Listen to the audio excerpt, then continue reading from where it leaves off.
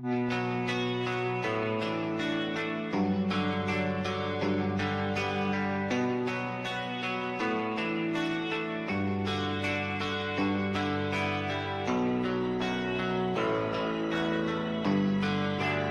are you feeling?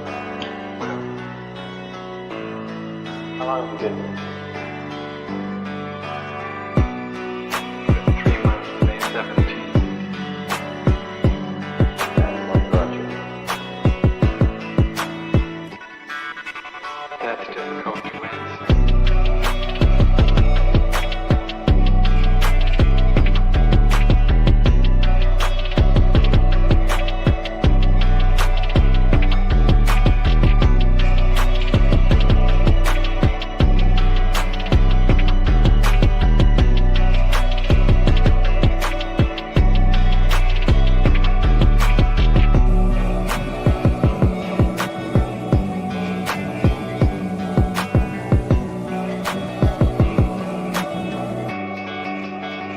Some idea.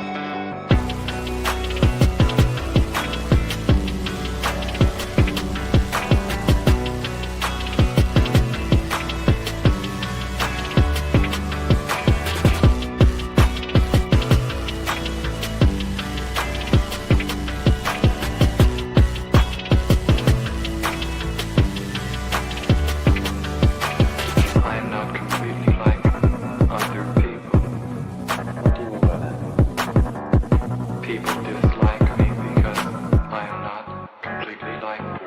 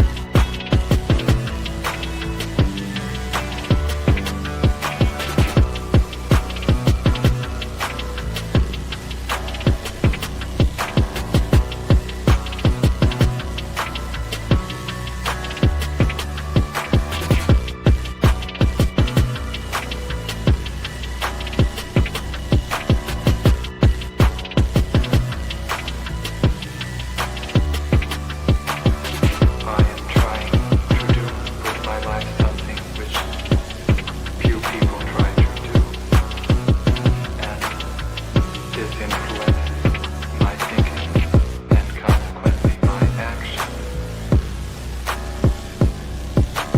What is it you're trying to do with your life? Play the piano for the people. I'm not clear. How is it that playing the piano for people has eventually resulted in your being here in the hospital?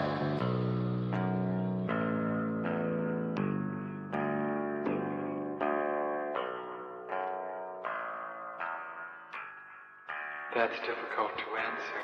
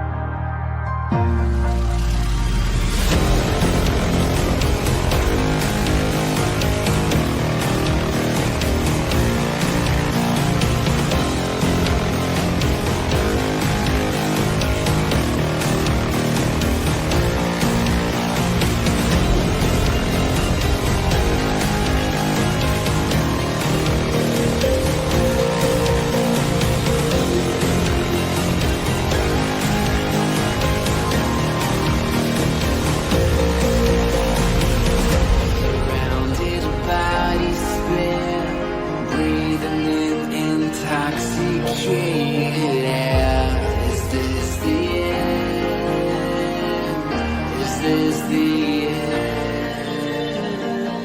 There's a noise inside my head of crying people facing death. Is this the end?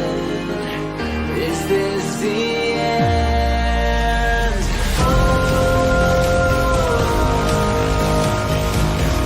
I'm burning in the stone here.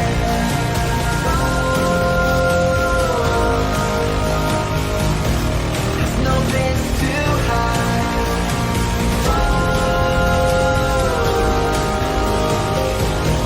I'm burning in the stone here.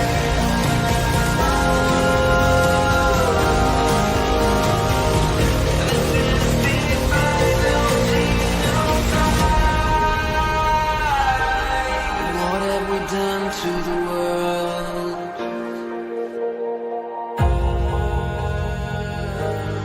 What have we done to the world?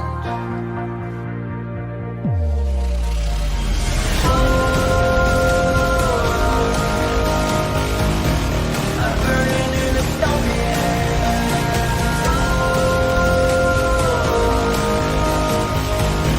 There's no place to hide.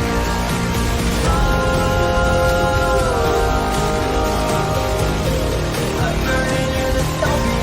is the final I don't want to pay taxes anymore.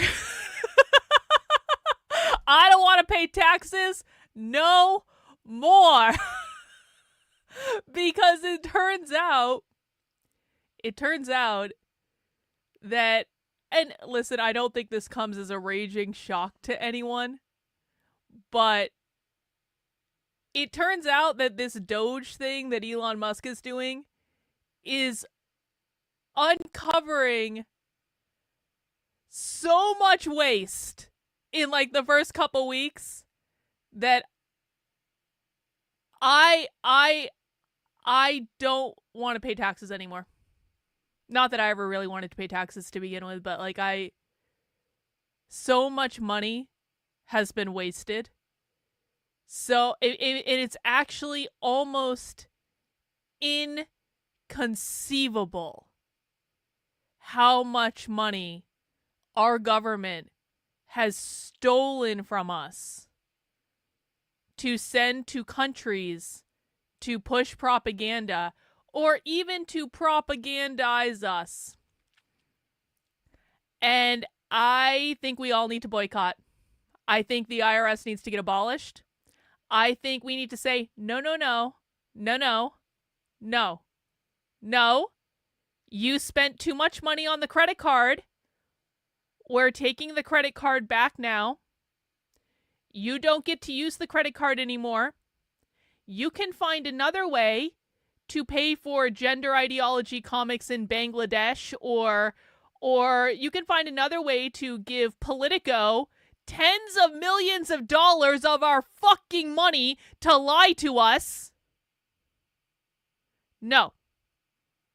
No more. No. And that's really going to be the topic of our stream today, because we are going to be watching the hearing that happened this morning.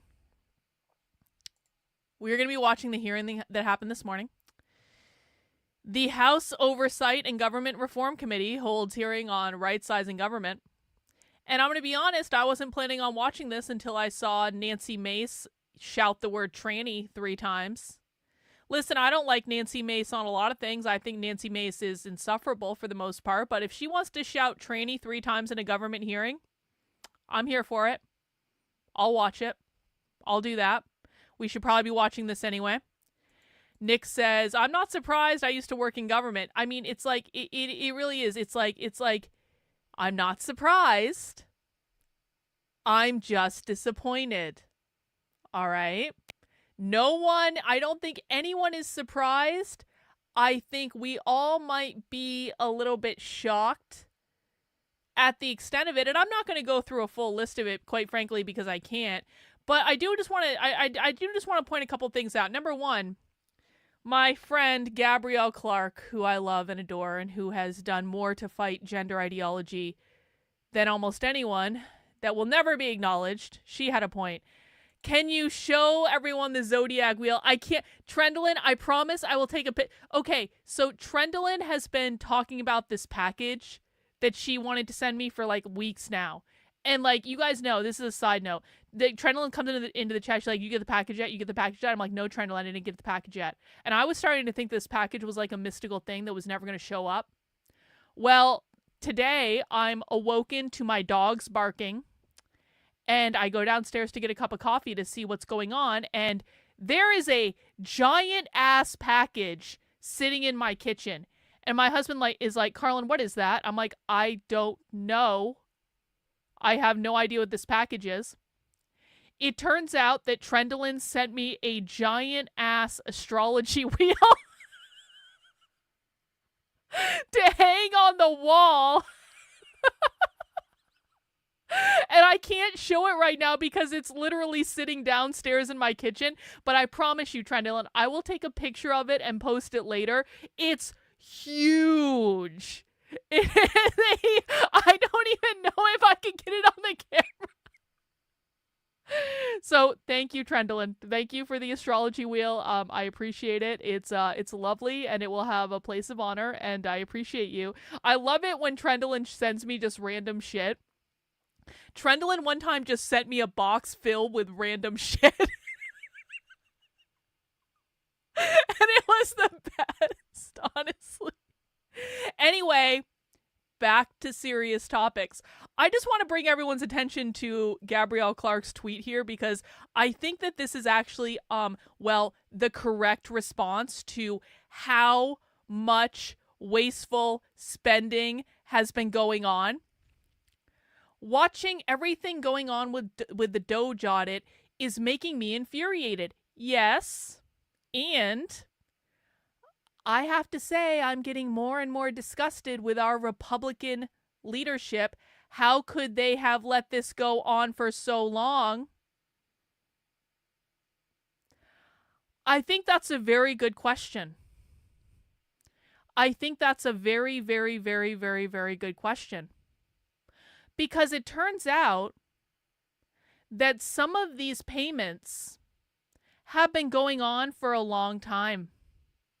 Some of these payments have been going on while Republicans controlled every level of government during the first Trump presidency.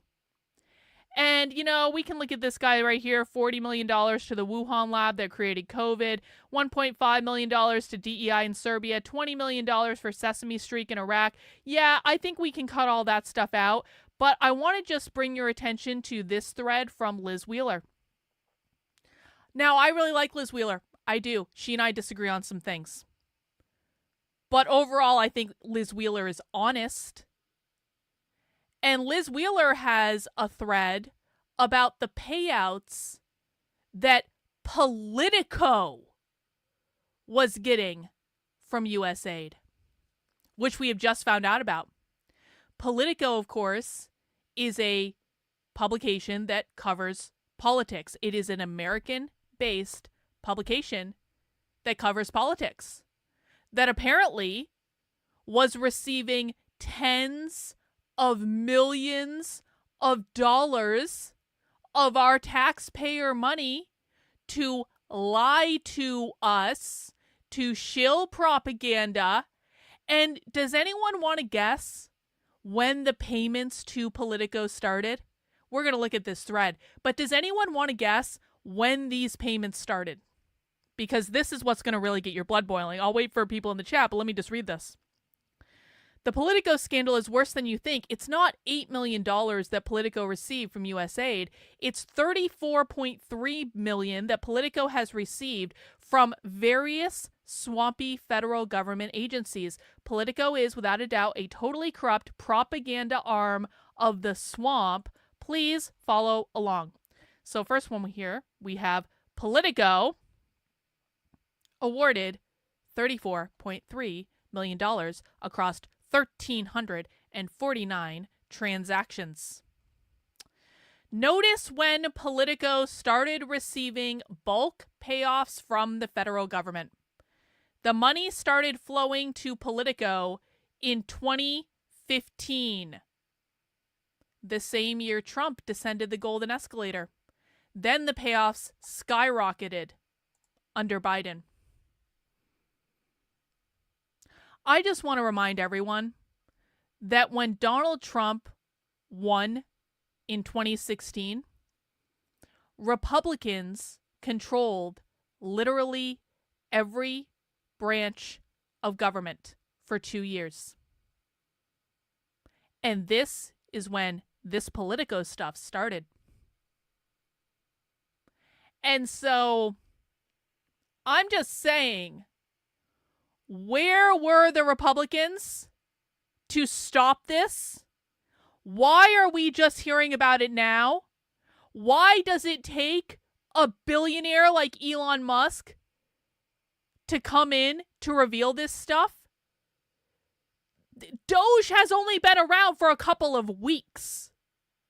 You're telling me this couldn't have happened before then? We all know why it wasn't revealed before then, because the Republican establishment benefits from this shit just as much as the Democratic establishment does, and we all know it.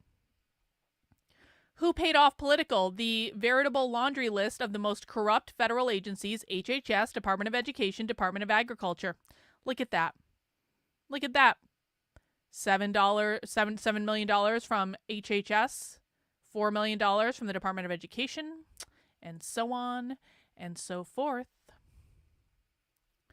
Peep the sub-agencies specifically that paid Politico off: the FDA, the EPA, the CDC. Huh. How fascinating. How fascinating. Yup, Republicans have been in on this since day one. No wonder the propaganda from Politico was in perfect alignment with the swamp on stories of critical national significance. Politico propagated lies that Hunter Biden's laptop wasn't real but was Russian disinformation, a vicious lie that changed the outcome of the 2020 presidential election. Listen, I'm going to say this.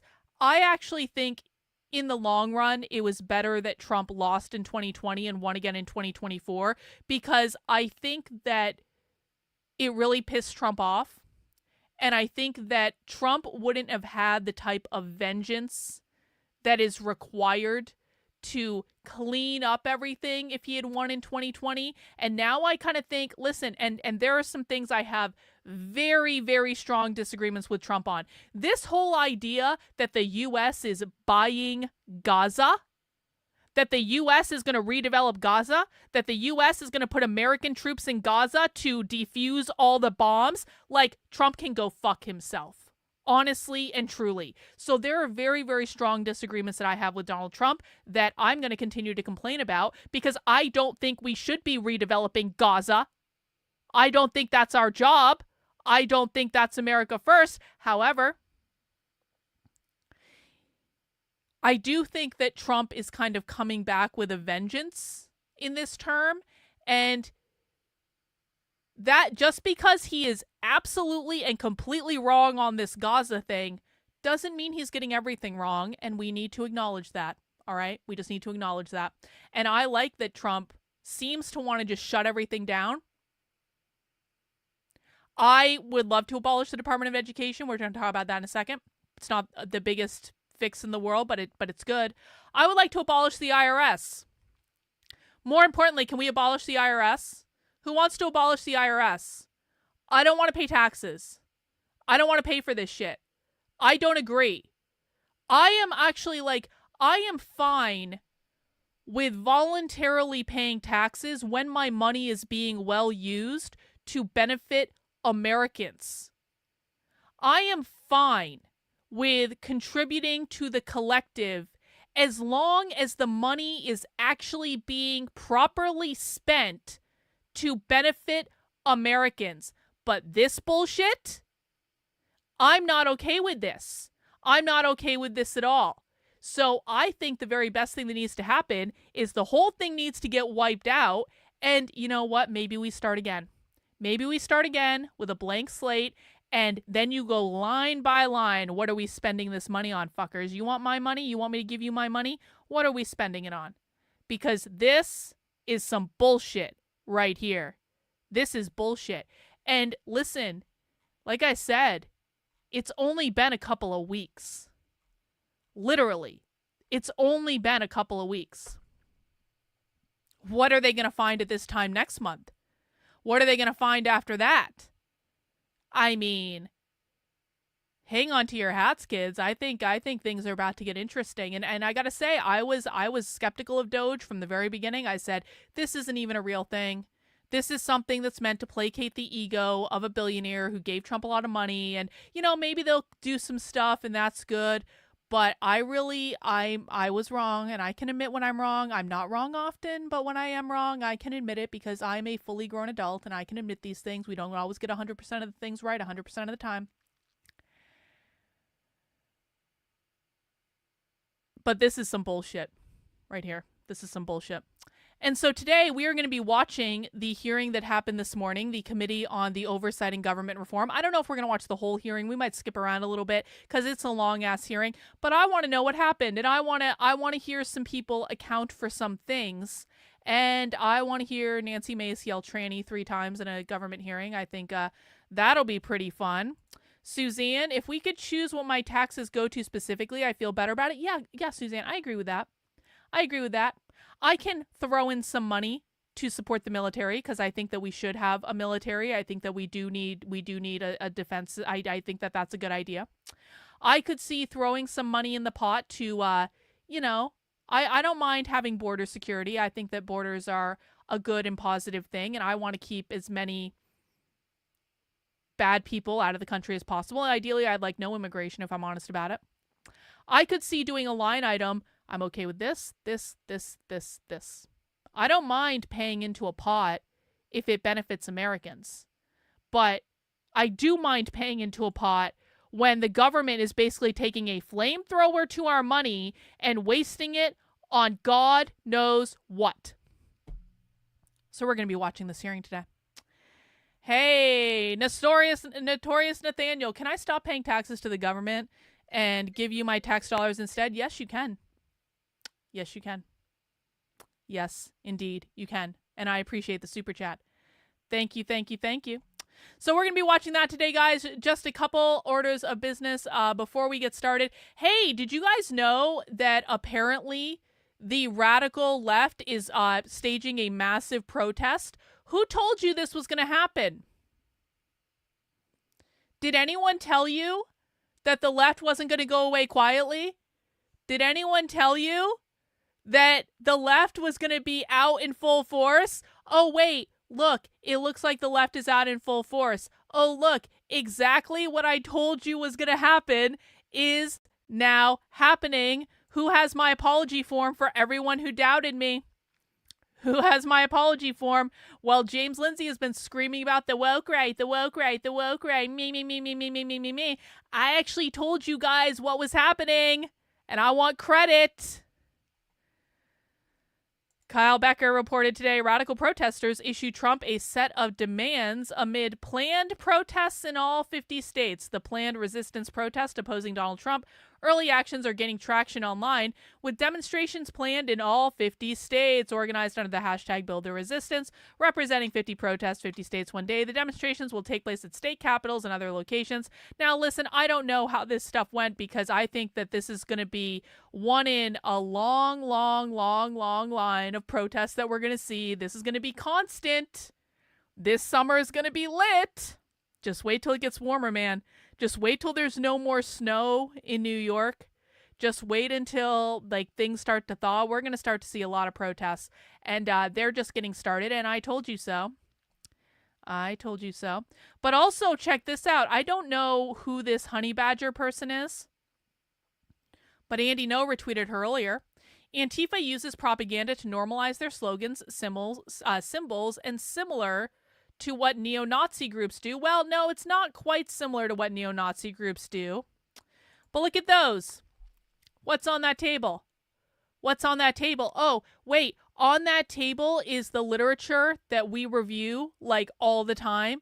It's the zines, it's the pamphlets, it's the anarchist shit that we review all the time, that I cover on my Substack, that we cover on this channel, that we are, like, basically the only people talking about. Oh, look at it. Right there. In real life. Told you so. Sorry. Kevin Michael. Nestorius Nathaniel, set up a private irrevocable trust and all of your finances direct through the trust. Changing your status to trustee gives you all the benefits. Hey, that's a good pro tip, Kevin Michael. Thank you for the super chat. I do appreciate it. So I was basically right about everything regarding the left, and I will continue to be right about things. And if you want to follow along with my predictions, because I'm literally making them on my Substack, I said this was going to happen weeks ago. You can head over to my Substack. That is Carlin, KARLYN.substack.com. Sign up for a membership, $8 a month, $80 a year. The content is mostly for free. I do try to keep as much of my stuff for free as possible. But if you guys appreciate the work I'm doing that keeps you ahead of the game, because people who read my content, people who watch my content, you are weeks, months, years sometimes, literally years. We're years ahead of these people. You are years ahead of what's going to go on. That way you're prepared. You know what's coming. There are going to be no surprises for you.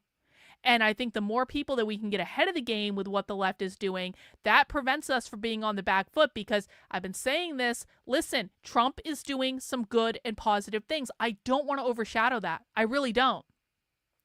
Trump is issuing executive orders that by and large are good. Not all of them are good. Not all of them are going to work. That radical indoctrination in public schools one, that's not going to work. That's not going to get critical race theory out of the schools. Absolutely not going to work at all. I've talked about that previously.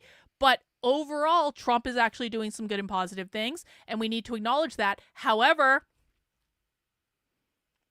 that doesn't mean it's enough, because this is a problem that has been festering for almost a century, okay? And so you got to think about it think about it like weight loss. Everyone knows this is true. If you gain 100 pounds, you are not just going to be able to lose that 100 pounds by snapping your fingers.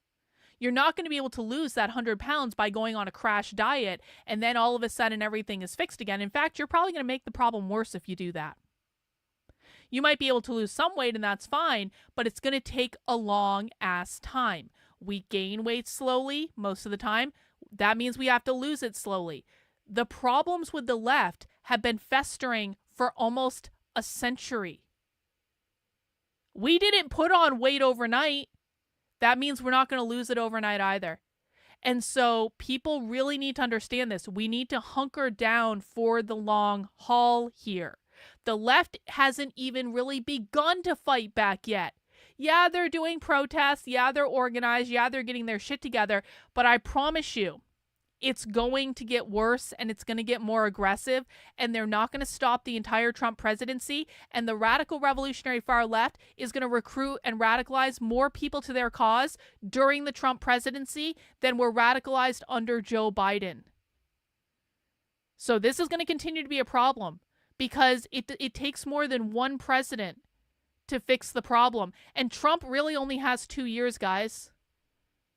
He doesn't have that long, not in the grand scheme of things. The reason Trump only has 2 years is because the midterms are going to come up in 2026, and the Republicans are probably going to lose the House. The Republicans right now only have a razor-thin majority in the House. They control every branch of government.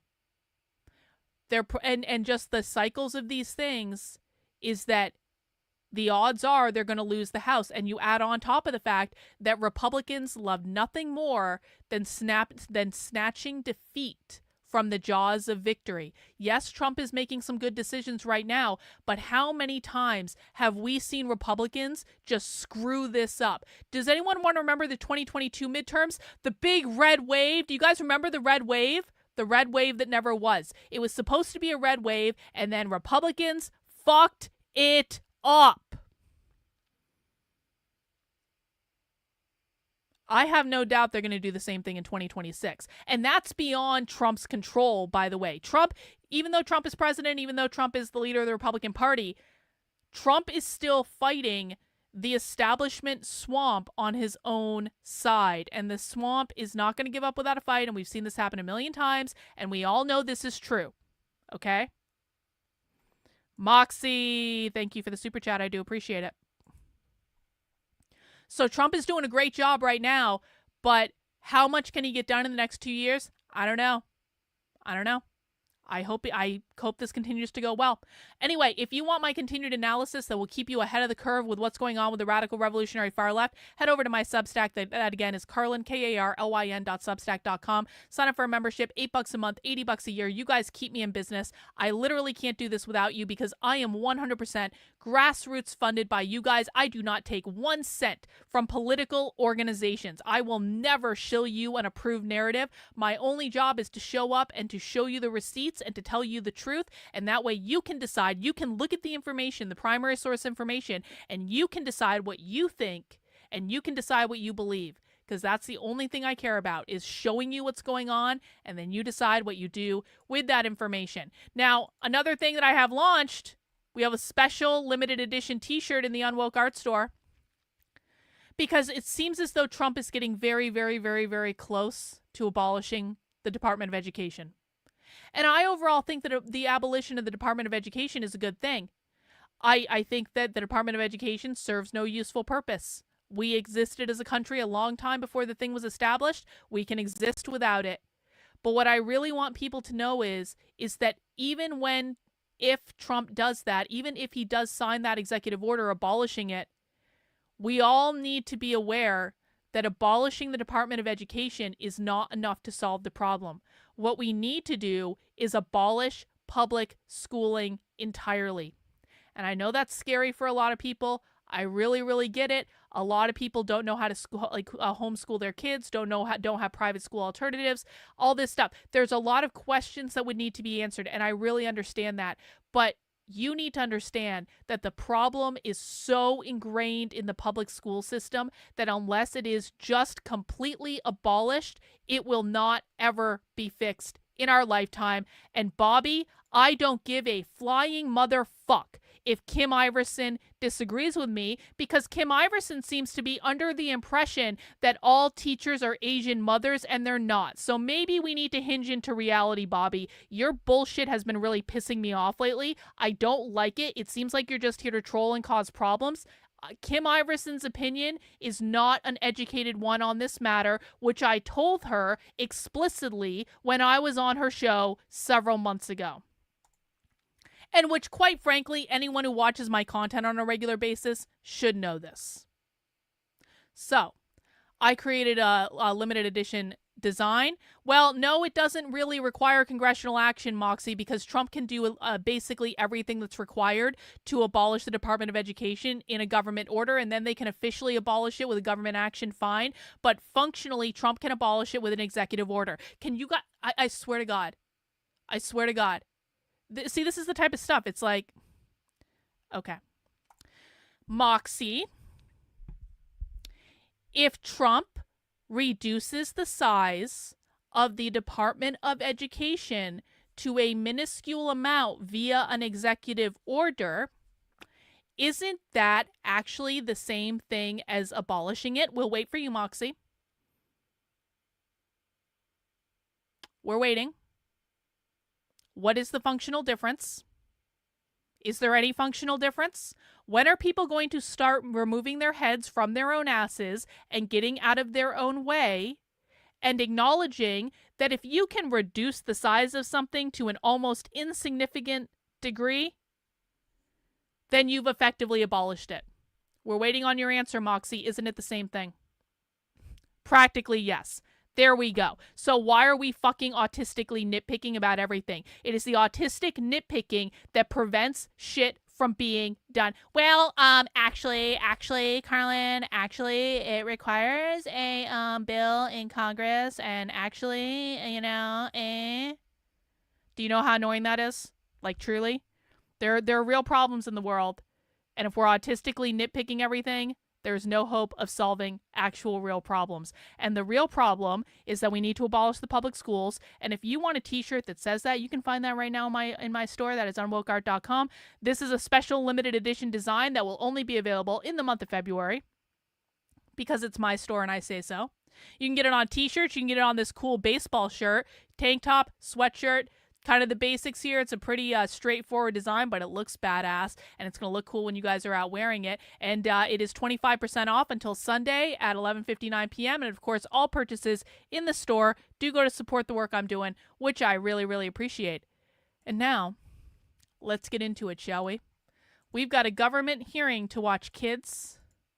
We have a government hearing to watch.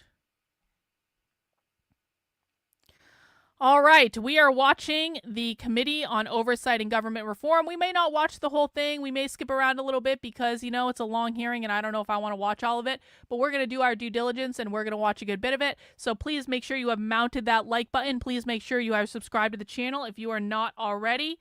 Special shout out to people watching over on Rumble. I can see the chat over on Rumble as well. Tiffanel, good to see you. All right. Let's see what happened. Eliminate Washington waste and reform the unchecked federal bureaucracy. And he is delivering on his promise made to the American people. President Trump created the Department of Government Efficiency, or DOGE, to conduct the government-wide audit to root out waste, fraud, and abuse and ensure we protect taxpayer dollars. At the helm of President Trump's effort is Elon Musk, one of the most successful entrepreneurs ever. For decades and on a bipartisan basis, members of this committee have lamented the inefficiency of the federal bureaucracy. We fought never-ending battles against the waste, fraud, and abuse the bureaucracy generates during both Republican and Democrat administrations. One byproduct of this inefficiency, according to GAO, is the near $250 billion in annual improper payments the government issues. But now that President Trump is taking action to drain the swamp and expose how the federal government is spending taxpayer money, which he was elected to do, Democrats are hyperventilating and sensationalizing it. Over the past few days, we've heard wild claims from Democrats that we are, quote, at the beginning of a dictatorship, end quote, and we are in a constitutional crisis. This kind of theatrical rhetoric is exactly what the American people rejected in November. Americans know that Washington needs reform, and DOGE is taking inventory to bring about change and steward taxpayer dollars entrusted to the federal government. Real innovation is not clean and tidy. It's necessarily disruptive and messy. But that's exactly what Washington needs right now. And it's what the American people voted for in November, a departure from the broken status quo. This committee intends to work in partnership with DOGE. We want to reinforce its efforts and not blunt the momentum it's generating for needed change to the federal bureaucracy.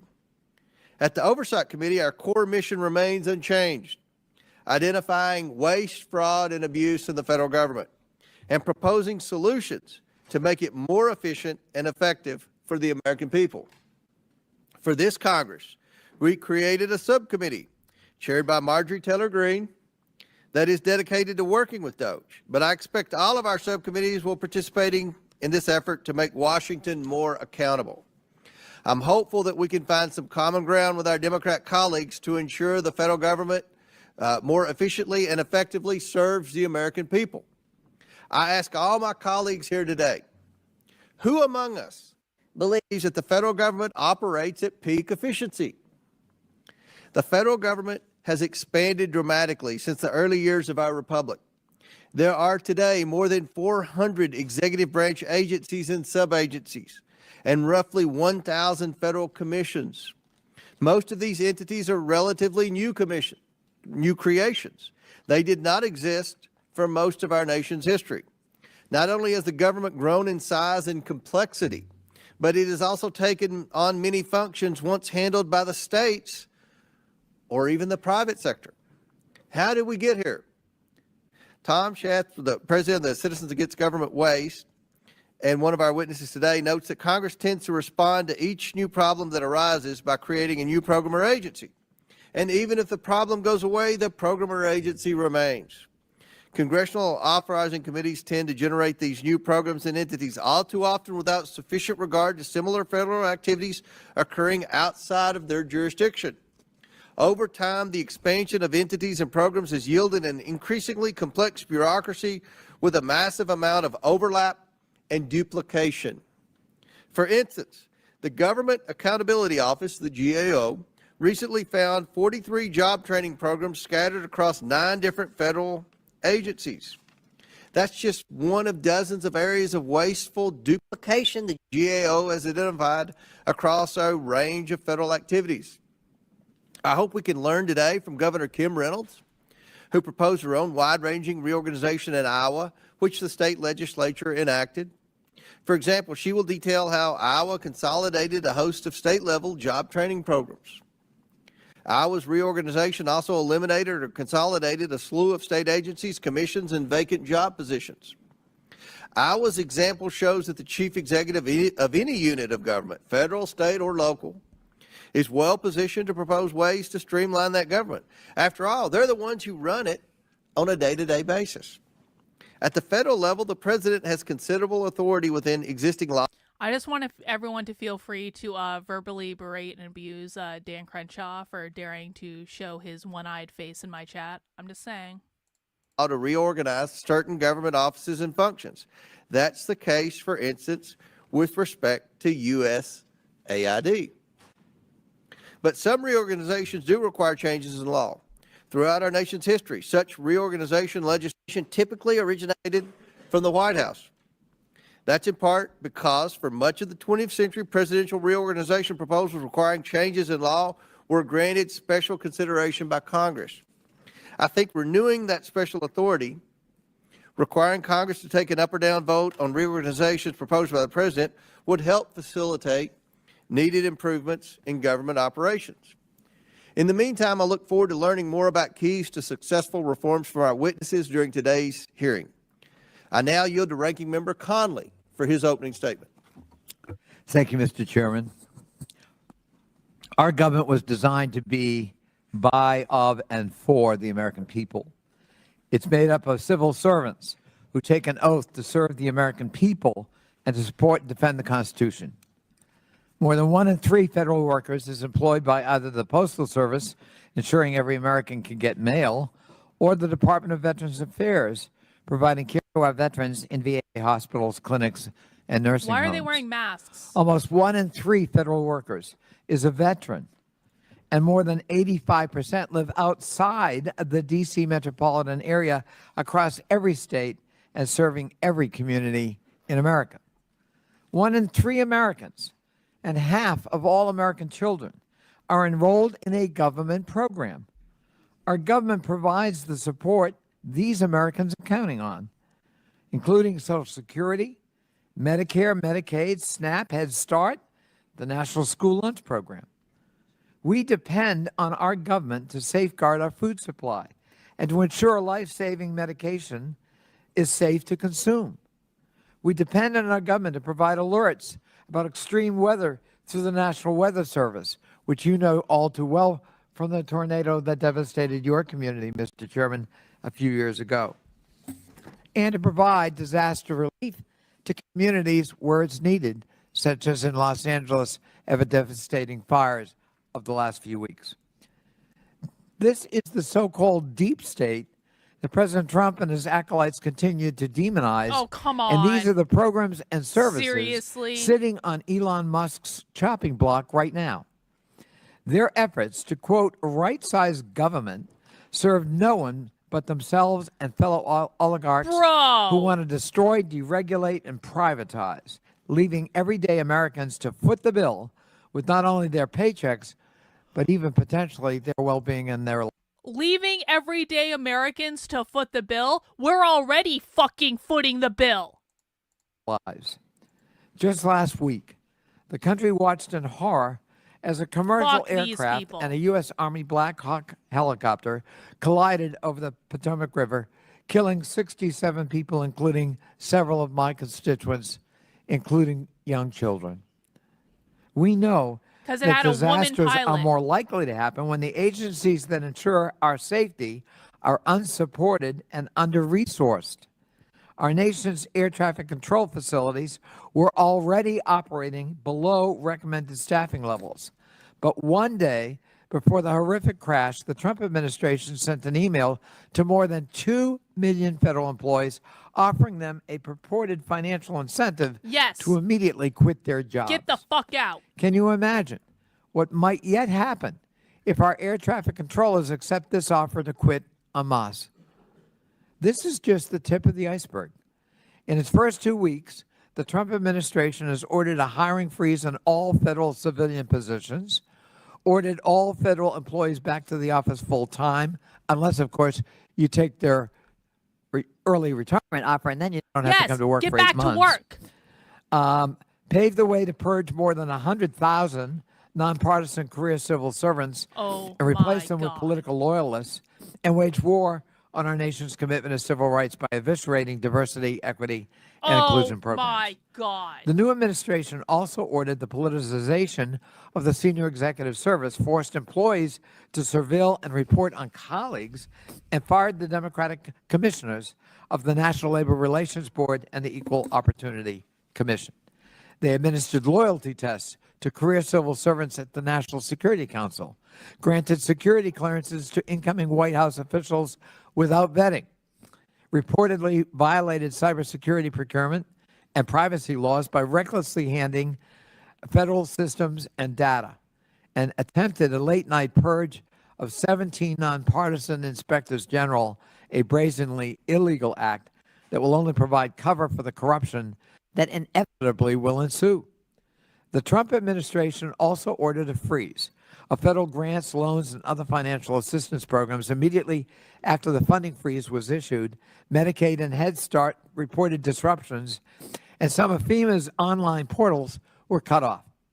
Although the freeze was halted by a judge and then rescinded by the administration, we saw in only 48 hours how willing this administration is to threaten the health, safety, and security of Americans in service of its unlawful and partisan agenda. If these initiatives sound familiar, it's because so many of them are ripped right out of the Project 2025 playbook.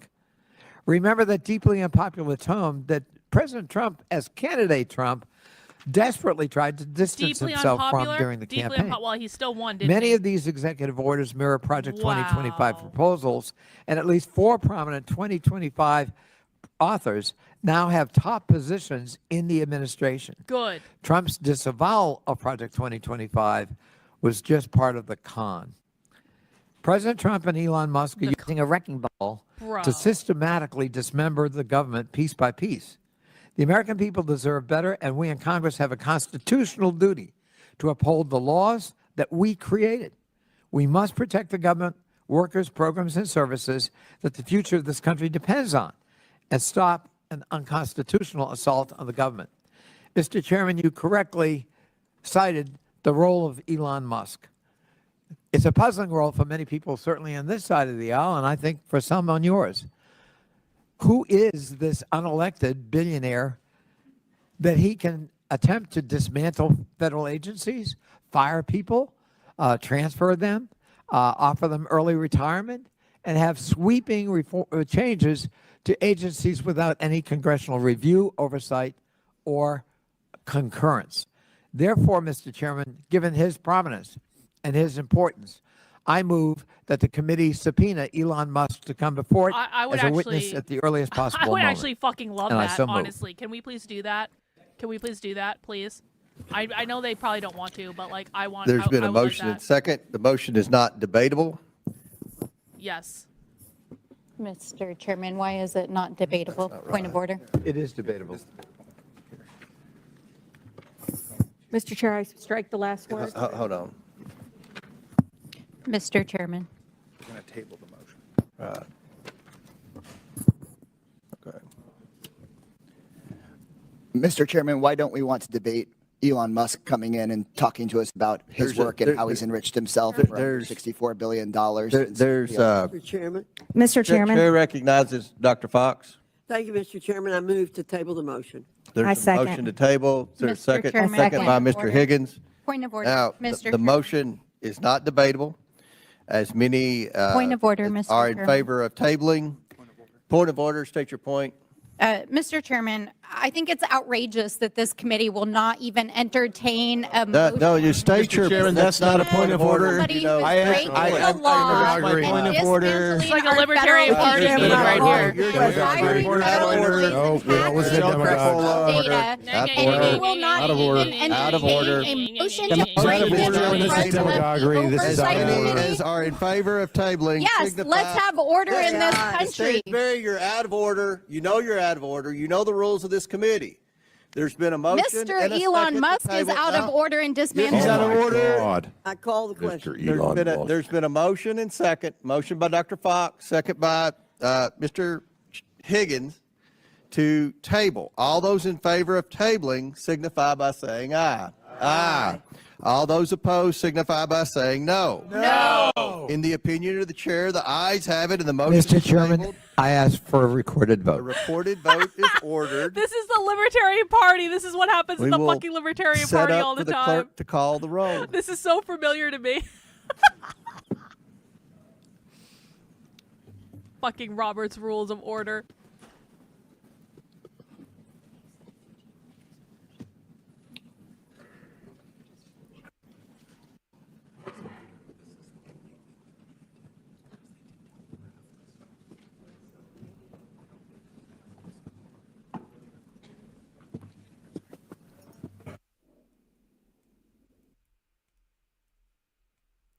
Okay, when are we gonna do the vote? We're gonna do the vote? Come on, do the vote.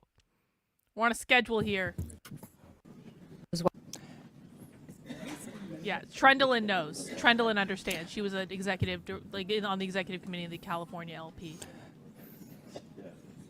Mr. Chairman, Trendelin speaking of understands efficiency the of our pain. time, since we're just sitting here, I would This is a committee hearing about eliminating wage fraud and abuse. You've pulled a parliamentary move, which you have the right to do. This wasn't expected. It wasn't in the agenda. We're trying to print everything and get it ready to have the roll call vote. Well, speaking No. of abuse, we have someone. What's going on? Chairman, he's out of down order. Federal You're out of programs order. You're out of order. benefiting billions of Chairman, dollars. he's out of order. This is just No. Mr. Chairman, Agree again. can you control the other side? They're Well, out of control. actually, yeah, trying. you should do that. You 100% should do that, Trendelin. Hashtag 100%. irony. Steve Nikela is a good guy. I hope he just levels things. All right.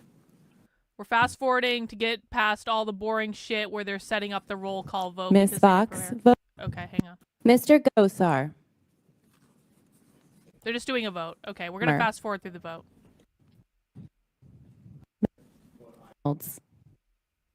They're just doing a roll call vote. All right, I'll take a look Miss at that Ravens vote. poetry. Mr. Burleson.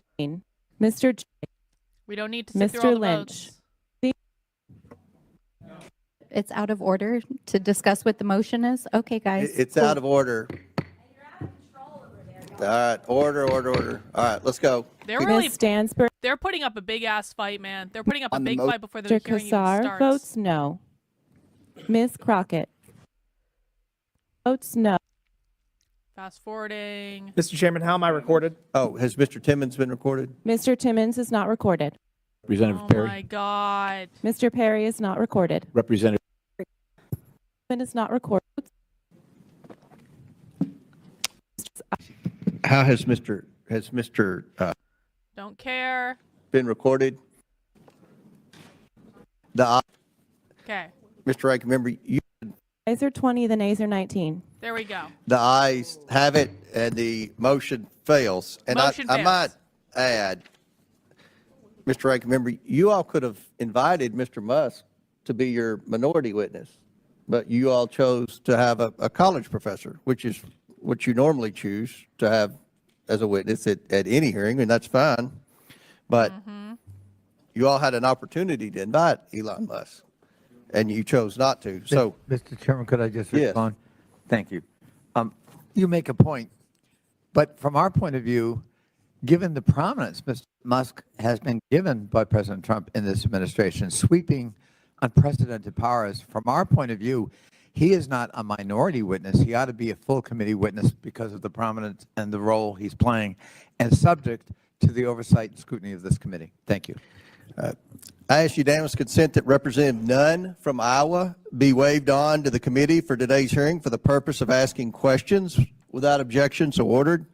The next order of business is ratifying the subcommittee roster for the 119th Congress. The clerks have distributed the roster electronically. I ask unanimous consent that the committee approve the appointments and assignments as shown on the roster. Without objection, so the subcommittee roster is approved. I'm pleased to welcome an expert panel of witnesses who each bring experience and expertise that will be valuable to today's discussion. I'd first like to welcome the 43rd governor of the great state of Iowa, Governor Kim Reynolds. Since assuming office in 2017, Governor Reynolds has instituted numerous reforms to reorganize state-level operations to better serve the people of Iowa. I'd now like to recognize Representative Nunn from Iowa to welcome the governor here. Well, thank you, Chairman, and thank you very much for this committee for having the governor of Iowa join us today. When President Trump was elected, he asked for three things: secure our community, unleash our natural energy, and make sure that we reform government to put money back in taxpayers' pocket. I want to fast forward over the introduction. They need look no further than what Governor Reynolds has done with our state legislature. I don't care. I just want to hear the question. Mr. Schatz for his opening statement. I just want to. Thank you, Mr. Chairman and Ranking Member Connolly, for the opportunity to testify today. Citizens Against Government Waste was founded following the report of Against Government Waste. All right. confidence in Who the is this ability of other the federal guy? government Who to did the avoid Democrats opportunity bring to in? I want to know that. And if you don't care, pull it. Okay. Sorry. Mr. Chairman. And if you don't care, pull it to you. If it's okay. Yeah. Now we're in business. All right. Thank you. I'm so sorry. So, Mr. Chairman, thank you for having me, Ranking Member Connolly and committee members. Thanks for the opportunity to address you today on the critical issue of right-sizing government that takes place amongst recent administrative actions that I find somewhat troubling, not just myself, but according to the literature, the scholarship, and observations through history that show that these types of actions threaten integrity, effectiveness, and stability of our federal workforce. For decades, debates over the size of government have focused too narrowly on a head count of civilian employees, which obscures a more pressing concern than growing misalignment between federal responsibilities and the government's capacity to manage them. While the number of civilian federal employees has remained stable at around 2.4 million, not including postal workers, federal spending has increased fivefold since the 1960s. More than $759 billion was spent on contracts in 2023 alone, and this is relatively small in comparison to the last year of the first Trump administration, where estimates were as high as $1.2 trillion in contracts, meaning that much of what government does today is carried through private firms rather than through career civil servants. Some estimate that there is as many as 3 to 4 contract employees for every federal civil servant, and this shift has weakened oversight, increased inefficiencies, and created accountability gaps, leaving taxpayers footing the bill for cost overruns on contracts, delays, and policy failures that come not from incompetence of the civil service, but from incapacity. At the same time, civil servants are underpaid relevant to their private sector counterparts, earning on average 23% less than similarly qualified professionals in the private sector. The salary gap, combined with mounting political pressures and the expanding scope of government responsibilities, has made it increasingly difficult to attract and retain top talent. This is particularly concerning given that 70% of federal employees work in national security roles, 80% serve outside of Washington, providing vital services to the communities across the country. And despite these challenges, recent administrative actions threaten to destabilize the civil service further by increasing politicization and eroding the principles of professional nonpartisan workforce. The so-called policy/career reclassification would strip job protections from tens of thousands of career civil servants, allowing them to be dismissed and replaced with political appointees at will.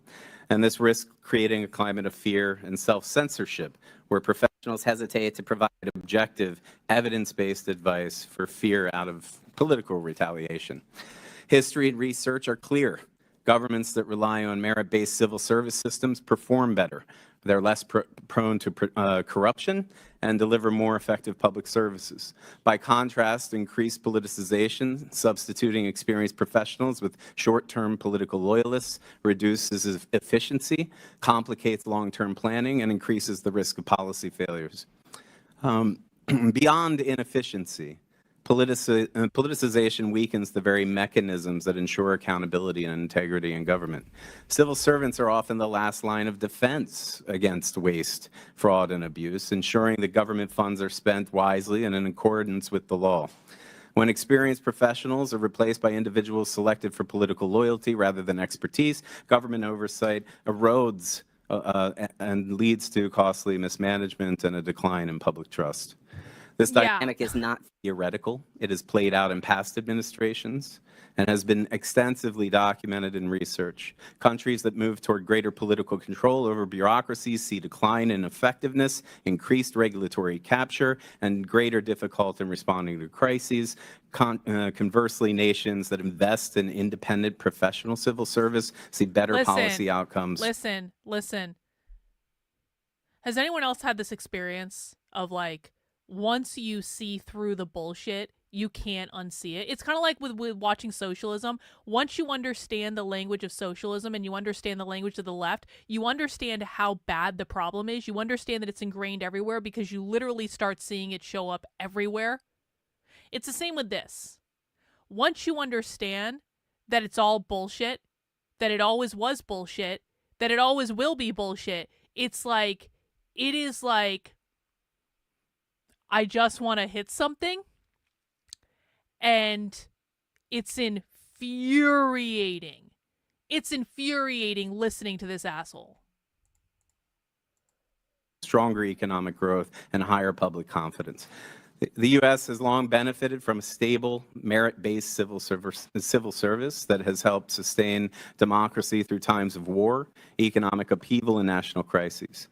Attempts to weaken the system rather than whether it's through mass firings, loyalty-based appointments, or the dismantling of institutional safeguards do not lead to a more effective government. Instead, they result in greater instability, inefficiency, and governance failures that harm all Americans. In conclusion, any discussion of right-sizing government must grapple with the structural transformation that has already been underway. Rather than reducing the number of career civil servants or subjecting them to politically motivated purges, we should reinvest in the workforce to ensure that government functions effectively, remains accountable, and serves the public interest. The evidence overwhelmingly supports one clear lesson, that it is strengthening, not weakening the civil service as the surest path to effective and democratic government that works for all of us. Thank you very much. Go fuck yourself. Thank you. We'll now begin our questions. The chair recognizes Dr. Gosar from Arizona. Thank you, Mr. Chairman. We are here today to tame the labyrinth of the federal bureaucracy. That's why I was elected, and frankly, that's why President Trump was reelected this past November. More responsible government spending means less need for taxation on the American people. My colleagues on the other side of the aisle have claimed cuts to waste, fraud, and abuse will include cuts to Social Security and Medicare. However, promoting efficiency and cutting wasteful spending actually protects Social Security and Medicare by ensuring available and continued funding. And if they have any more doubts, I would invite them to sign on to my Lasso Act that actually puts these decisions out of the public arm and into the public's domain. When Elon Musk acquired Twitter, now X, in 2022, he fired about 6,000 employees, or nearly 80% of his workforce. But there was no lapses in X's management. Well, perhaps only less community notes and less removal of unlawful lawful political speech. There's still removal Elon of Musk lawful trimmed the political fat on speech. X, and we have the opportunity to do the same here in Washington. Governor Reynolds, not only did you lead a successful state-level government reorganization, but you did it twice. Congratulations. My question to you is, how did you identify waste, and were members of the state legislature empowered to also identify those areas with you?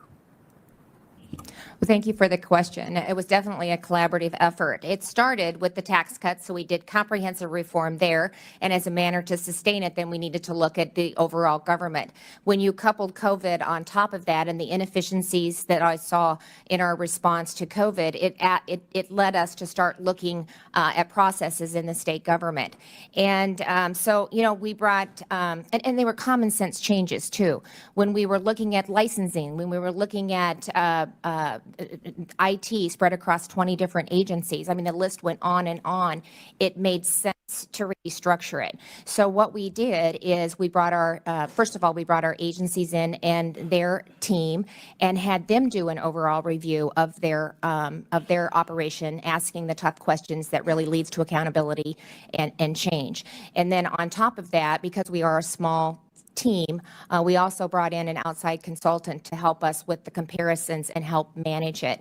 And then we worked closely with the legislature for any ideas that they may have. We spent a lot of time walking through the bill in its entirety. We put, when we were working with our agencies, that gave us an opportunity to understand where some of the pushback might be, so we could also get in front of that with the answers to the questions that might be posed from realigning state government. But it's made us more efficient. It's made us more effective. It is common sense. I think the data is proving out. We're seeing it every day. So we'll have data to actually point to on how we are more efficient and more effective. And we're taking dollars from the administration and from the bureaucracy, and we're actually putting it into programs, getting it on the ground and putting it into people. So it's been very efficient from that perspective as well. Well, and I noticed you sold state-owned land to eliminate waste and generate revenue. Is that correct? Yeah, we had about, I think it was about 5,400 acres that we were able to sell. I had a cow-calf operation with the Department of Corrections. We were not aware of that. Then to come to find out we were operating at a loss, that's, you know, we need to get back to the core function of government. And as the bureaucracy continues to grow, the scope also grows with it. And that's when we start to see the inefficiencies. Well, I tell you what, that is music to my soul, because, you know, I've got a HERD Act because it mimics what Harry Reid did in Southern Nevada. He found out that Las Vegas was surrounded by BLM. He couldn't grow it. Yeah. And so what they did is they found out that the federal government has the propriety to look at what the land's used for. Does it have a purpose? And if not, it has to be sold. So I think there's great opportunity there. Mr. Schatz, I want to touch base with you in regards to the 2024 Prime Cuts report recommends that the National Park Service, Forest Service, and BLM suspend federal land purchases until they effectively manage their currently owned land. I agree with you wholeheartedly. Do you generally agree that selling public land to states and local communities would eliminate unused assets, generate revenue, and provide an overall benefit to the federal government and to local communities? Yes, Congressman, and it would generate about $15 billion over 5 years.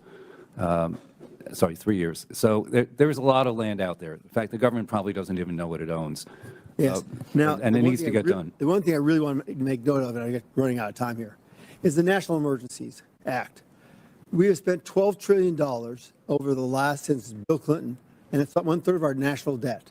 I would love to work with you in regards to cleaning these up, cleaning them out, and getting some aspects and assets back to the people. Thank you. I yield back, Mr. Gentleman yields back. Chair now recognizes ranking member for 6 minutes. Thank you, Mr. Chairman, and thank you for your consideration. I really only want to listen Governor to Democrat Reynolds, questions, welcome, honestly. and your story That's is a all I very really care impressive about. one. I was the chairman of a county of 1.2 million people, 1/3 your population, and what you talk about resonates with somebody like me, hands-on, trying to make sure things work. Right. Iowa has a population, as I understand it, of 3.24 million people, and you've got a state workforce of 16,700 full-time employees. Is that correct? That's correct? Yes. Now, of course, with respect to the federal government, we're talking about 2.4 million. So it's not only a matter of scale. I mean, we're just talking about very different kinds of entities. That doesn't mean we can't learn from a state like Iowa, but I do think that the challenges we face at the federal level are, formidably different than what we face in my county or your state. As I said, doesn't mean we can't learn from it at all. And I listened carefully to you.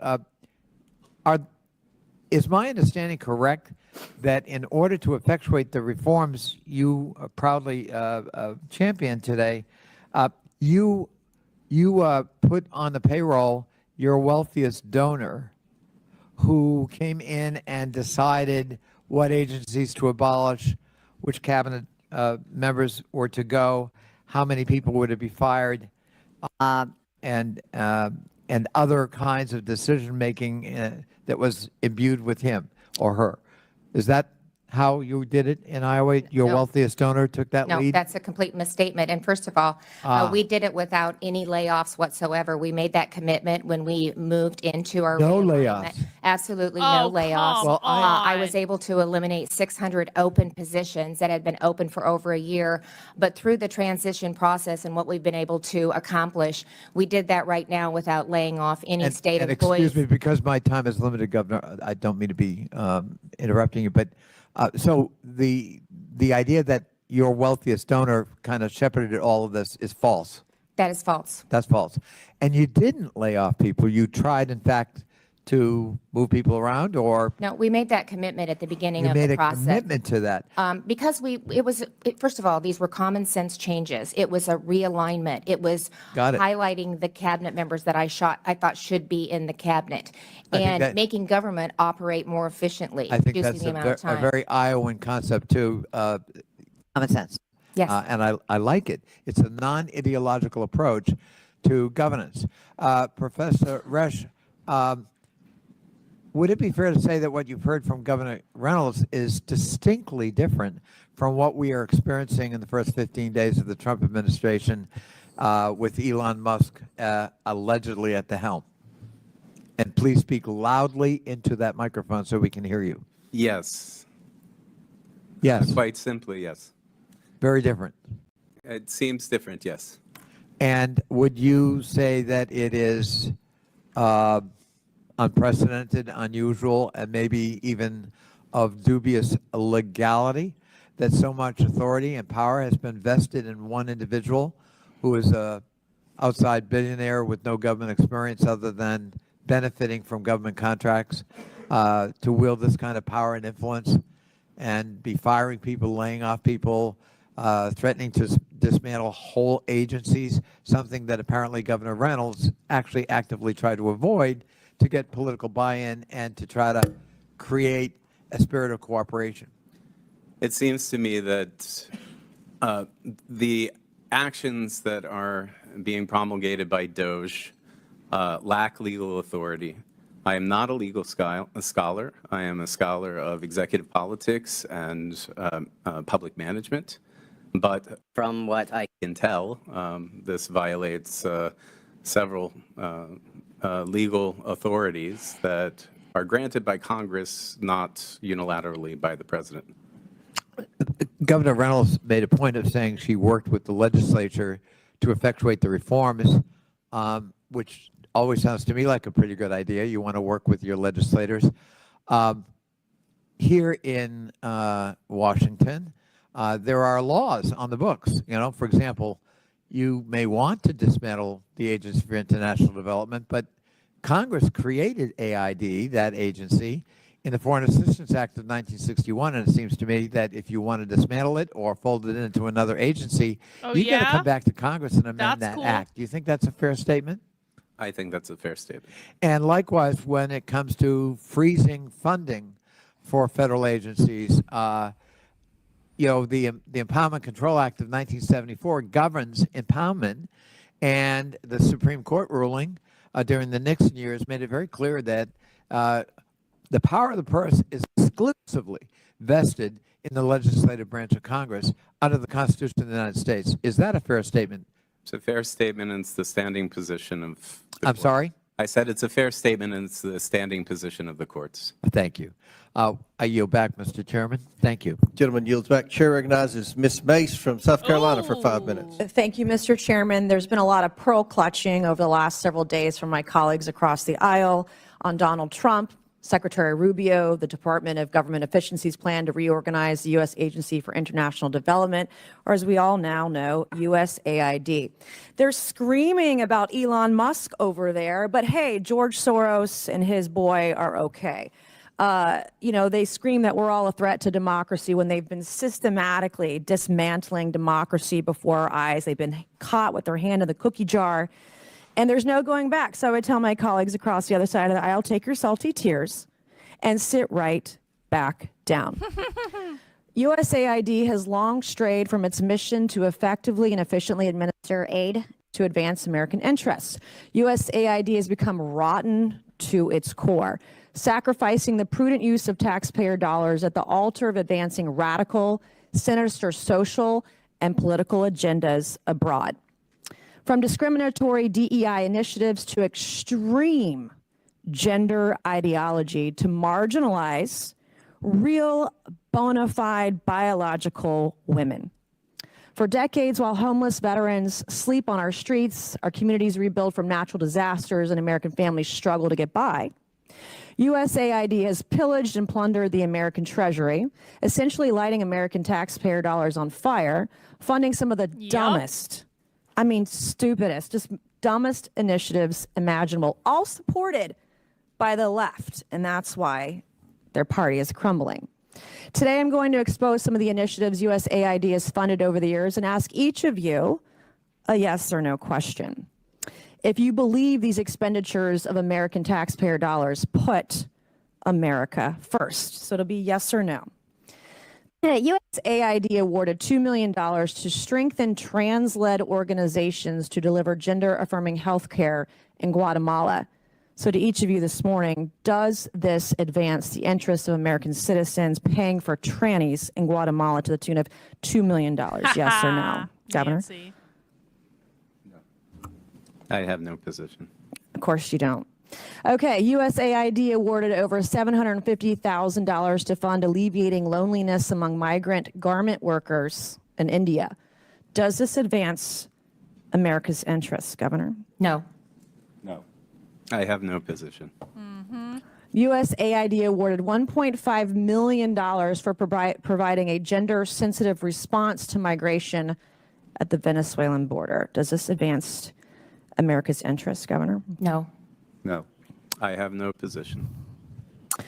Does this advance the interest? Okay, so USAID awarded $4.3 million on October 1st, 2023 to a group to fund comprehensive health services for men having sex with other men in South Africa. Does this advance the interests of American citizens, Governor? No. No. I have no position. I bet you don't. Okay. USAID awarded $1.5 million to advance diversity, equity, and inclusion in Serbia's workplaces and business communities by promoting economic empowerment and opportunity for LGBTQI plus people in Serbia. Does this advance America's interests? No. No. Nope. You have no idea, right? Okay. USAID awarded over $70,000 to a group to deliver a live musical event to promote the U.S. and Irish shared values of diversity, equity, inclusion, and accessibility. Does this advance the interests of America? No. No. No position. No position or no clue. Okay, USAID awarded $1.5 million to fund strengthening community support structures to upscale LGBT rights advocacy in Jamaica. Does this advance our interests? No. No. No position. USAID awarded $28 million to a group to facilitate the economic insertion of Venezuelan migrants and refugees in Peru and Ecuador. Does this advance our interests? No. No.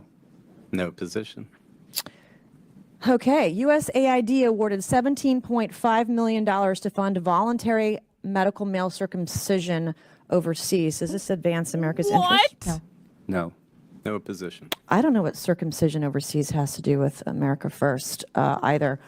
USAID awarded nearly $150,000 to fund HIV prevention services targeting men who have sex with men and transgender. Does this advance America's interests? No. No. No position.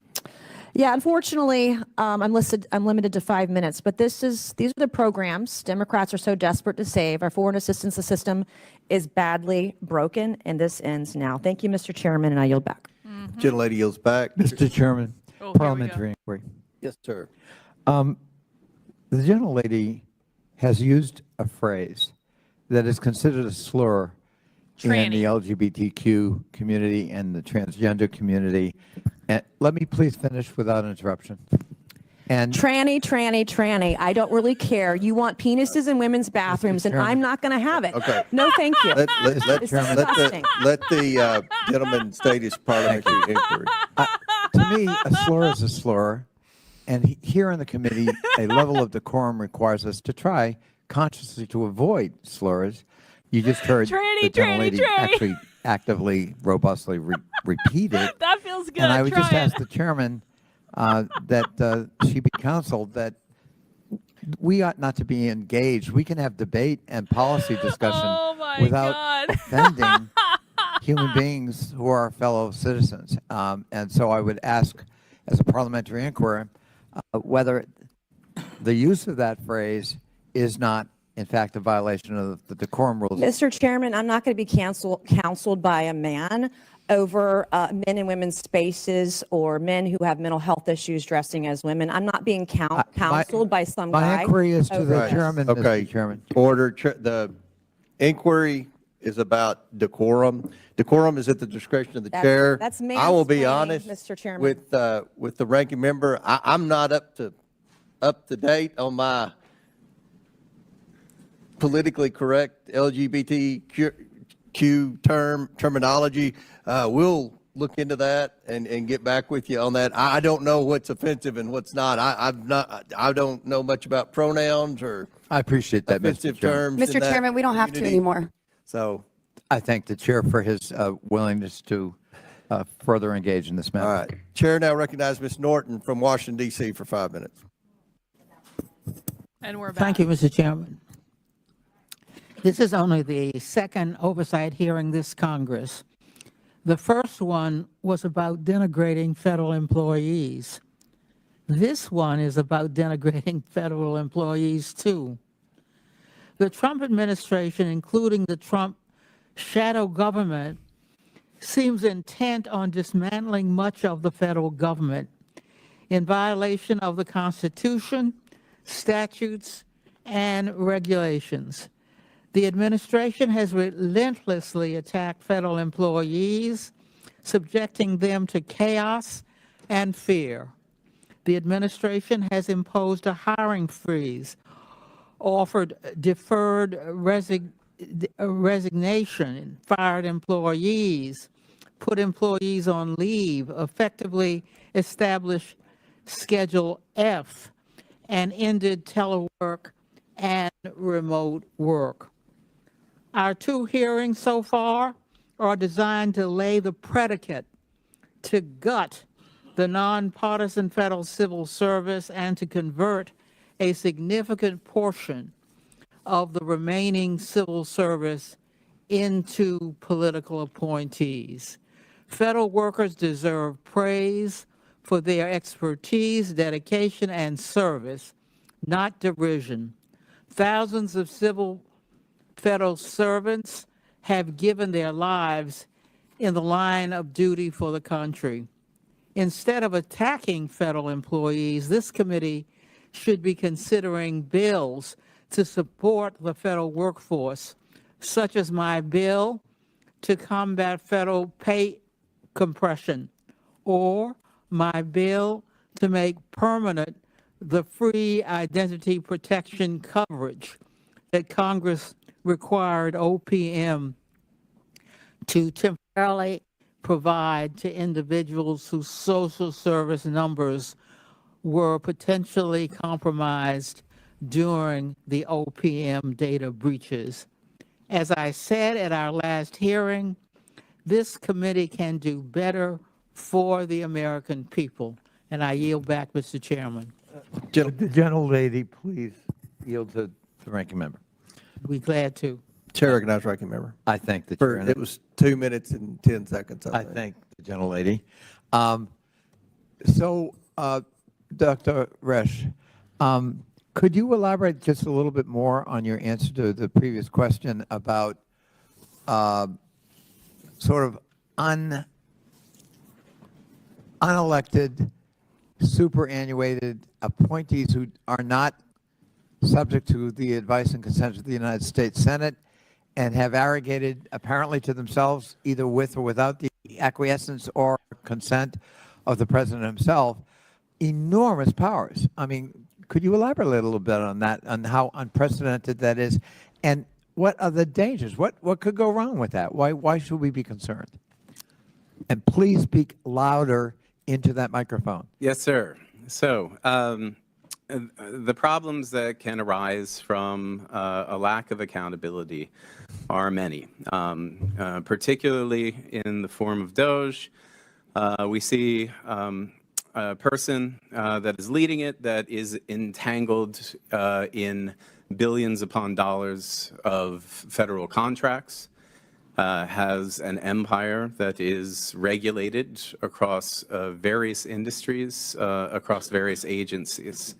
Having a person that is potentially influencing where workforce cuts might take place without any transparency as to the decision-making potentiates conflicts of interest, particularly in those domains in which he is regulated or in which he has contracts with various agencies. And interestingly enough, you heard Governor Reynolds' testimony about her process. This is not how they did it in Iowa. No, I'm very impressed with her reforms, but it had nothing to do with politically connected individuals deciding. And one of the cautions I heard you say is we've got to also be concerned about conflicts of interest when that same individual imbued with all these powers has government contracts. I would say that across the contract state, there are laws, but they are very weak in terms of regulating the extent to which political donations can be made by large contractors. I thank the gentlelady for yielding. Chair recognizes Mr. Grofman from Wisconsin. Thank you much. A lot of other people have weighed in on Mr. Musk. So I felt I should weigh in just as briefly. In another committee, we are waiting on an opportunity to publicize a study showing that on this transgender lifestyle, the more you talk about it, the more you get. And if you don't talk about it like they don't in Europe, there are not that many people going into it. And therefore, I'd like to thank Mr. Musk and Mr. Trump when they found out that we were talking about this stuff or apparently promoting it in other countries. They slammed the brakes on that agency really quick, which was, I think, the right and moral thing to do. And it's unfortunate the United States government was apparently engaging in activity that would increase the people choosing that lifestyle. Now, I was in the state legislature for many years before I got No here, kidding. Governor Reynolds. And quite frankly, one of the reasons I ran for this job is again and again I wanted to do things at the state level and was told I couldn't because it was federal law. I wonder if you can give us some examples of things, and whether it be healthcare, education, welfare, what have you, where you wish you could do things in Iowa but can't do them because of federal mandates. The list is long, especially as we've aligned government and become more efficient. I would say the lack of accountability was what I saw in the incomplete review that we did. We reviewed over 800 agency programs in which there was not one KPI, there was not one metric, there was not one accountability measure tied to any of it whatsoever with the existing programs. And so nothing comes before me now from my agency, my cabinet, without a KPI and a metric tied to it. If they want to, continue the program program or if they want to add to it. But I can talk about a couple different things. SNAP would be one example. You know, we have an antiquated system, as does a lot of the governments, especially the federal government. And right now we have about 500 workers that are doing eligibility manually, validating it from a dozen different points. And we have, of course, have a fairly high error rate, of which there are fines attached to a delay, a timely delay, timeliness and error rate. I have asked FNS for just the opportunity to issue an RFP so I can get a system that would allow me to use technology to collect all of the different data points, reduce the timeline and the error rate and the fines that my state is being charged. And I have been waiting for over a year to get an approval just on an RFP to go out and select a vendor to be able to offer that. And then it has to go back to them for a sign off on that.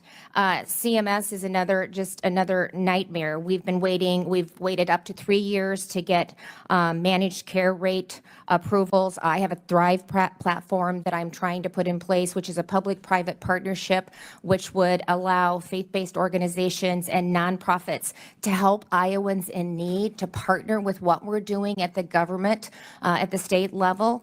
And we have, again, waited over a year just to simply get them to sign off on the RFP so that I can implement technology and serve my constituents, especially those in need, in a better manner. And, you know, we see this time and time again, especially with CMS, just the delay in getting the answers. There's a cost of money in that, and we're not able to effectively serve the citizens in our reflective states. If you could, are there ways you change these programs that you feel would reduce dependency, reduce the number of people on programs, but can't because of federal law? Well, because I can't even move forward. I mean, when I'm getting Kasmar, fined because I appreciate can't you. aggregate the data. We collect a lot of data at the state level, but we can't aggregate it.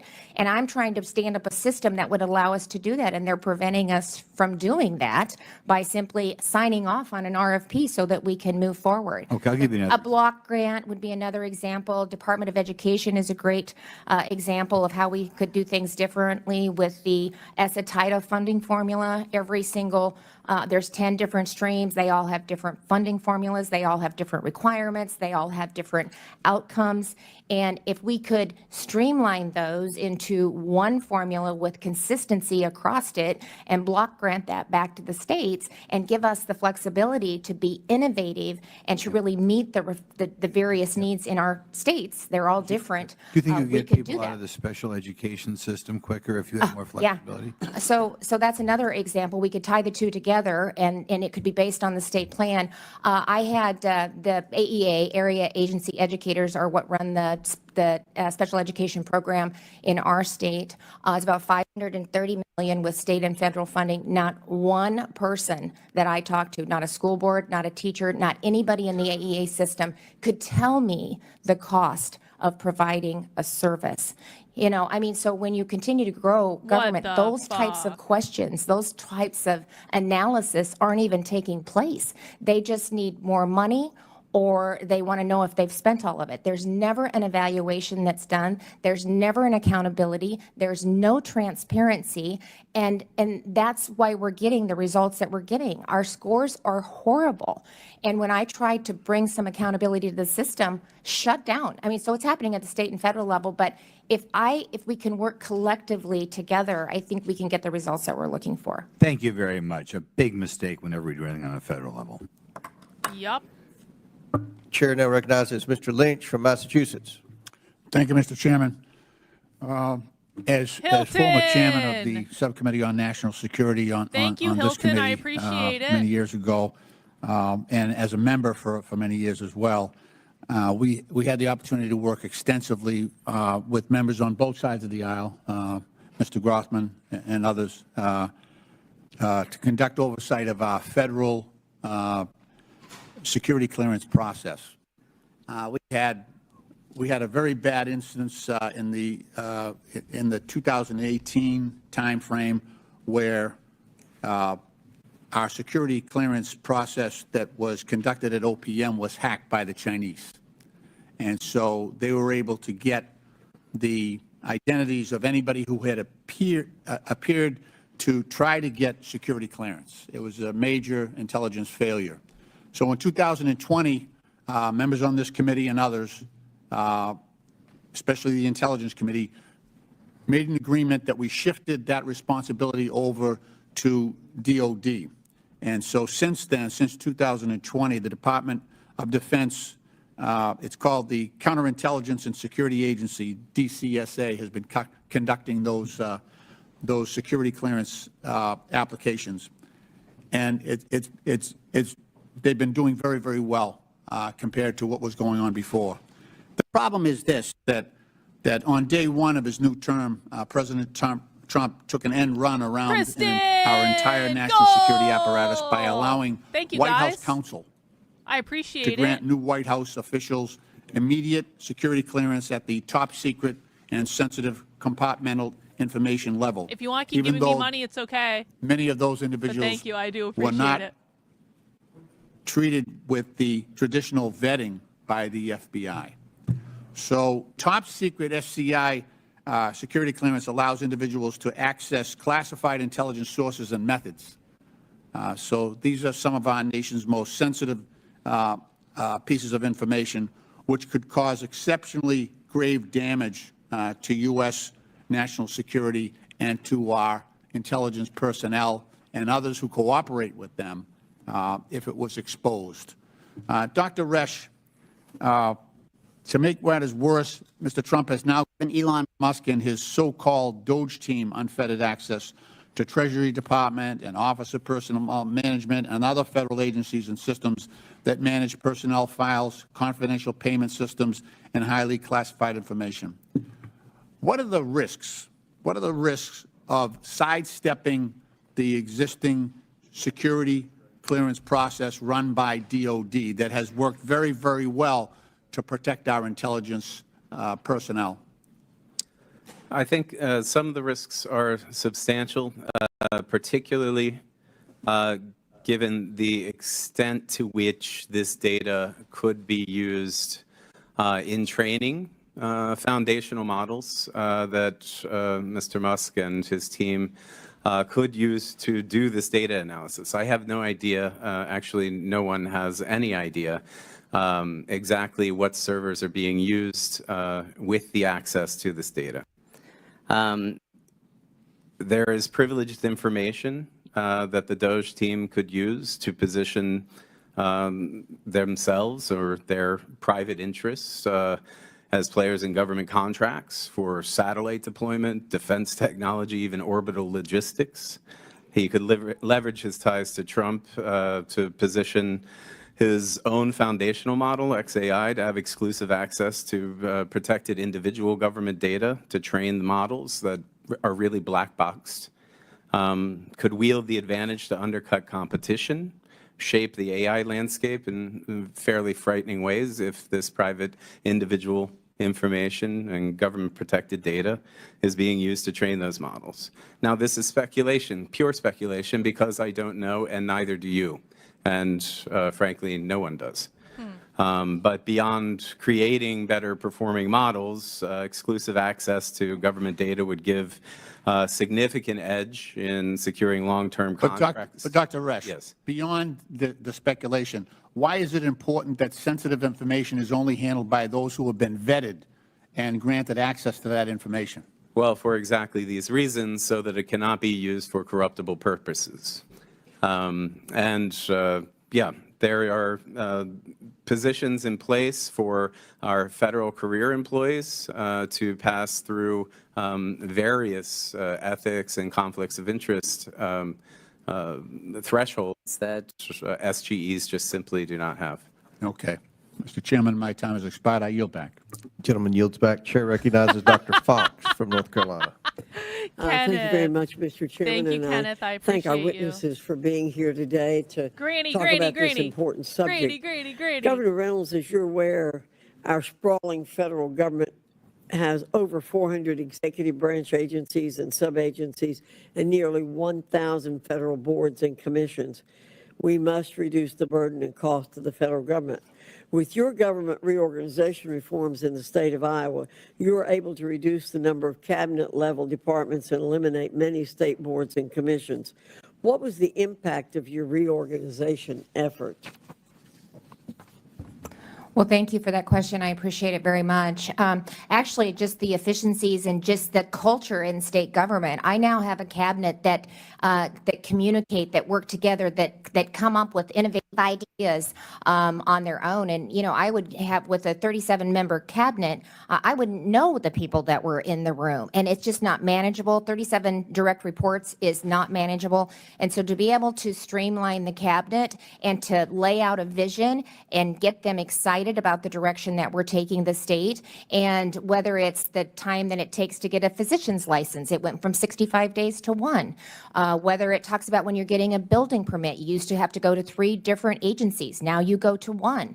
To be able to have IT all in one department, when that cyber attack hit with CrowdStrike, because we had all of our IT in one agency, we were able to get the state of Iowa back up and going shortly after lunch, and some of the states were out for weeks in businesses. So we're more responsive, we're more effective, we're serving citizens better, and again, not only are we returning taxpayer dollars back to our citizens and continuing to reduce the tax burden on them, but we're also utilizing those dollars in a better manner. We're reducing the administrative cost when you add federal administrative cost, and then when you have 3 different agencies that you're running through, each one of them are taking an administrative cost off of the top. And so by consolidating and realigning, that puts that money back into the programs, back into the ground, and back into serving Iowans.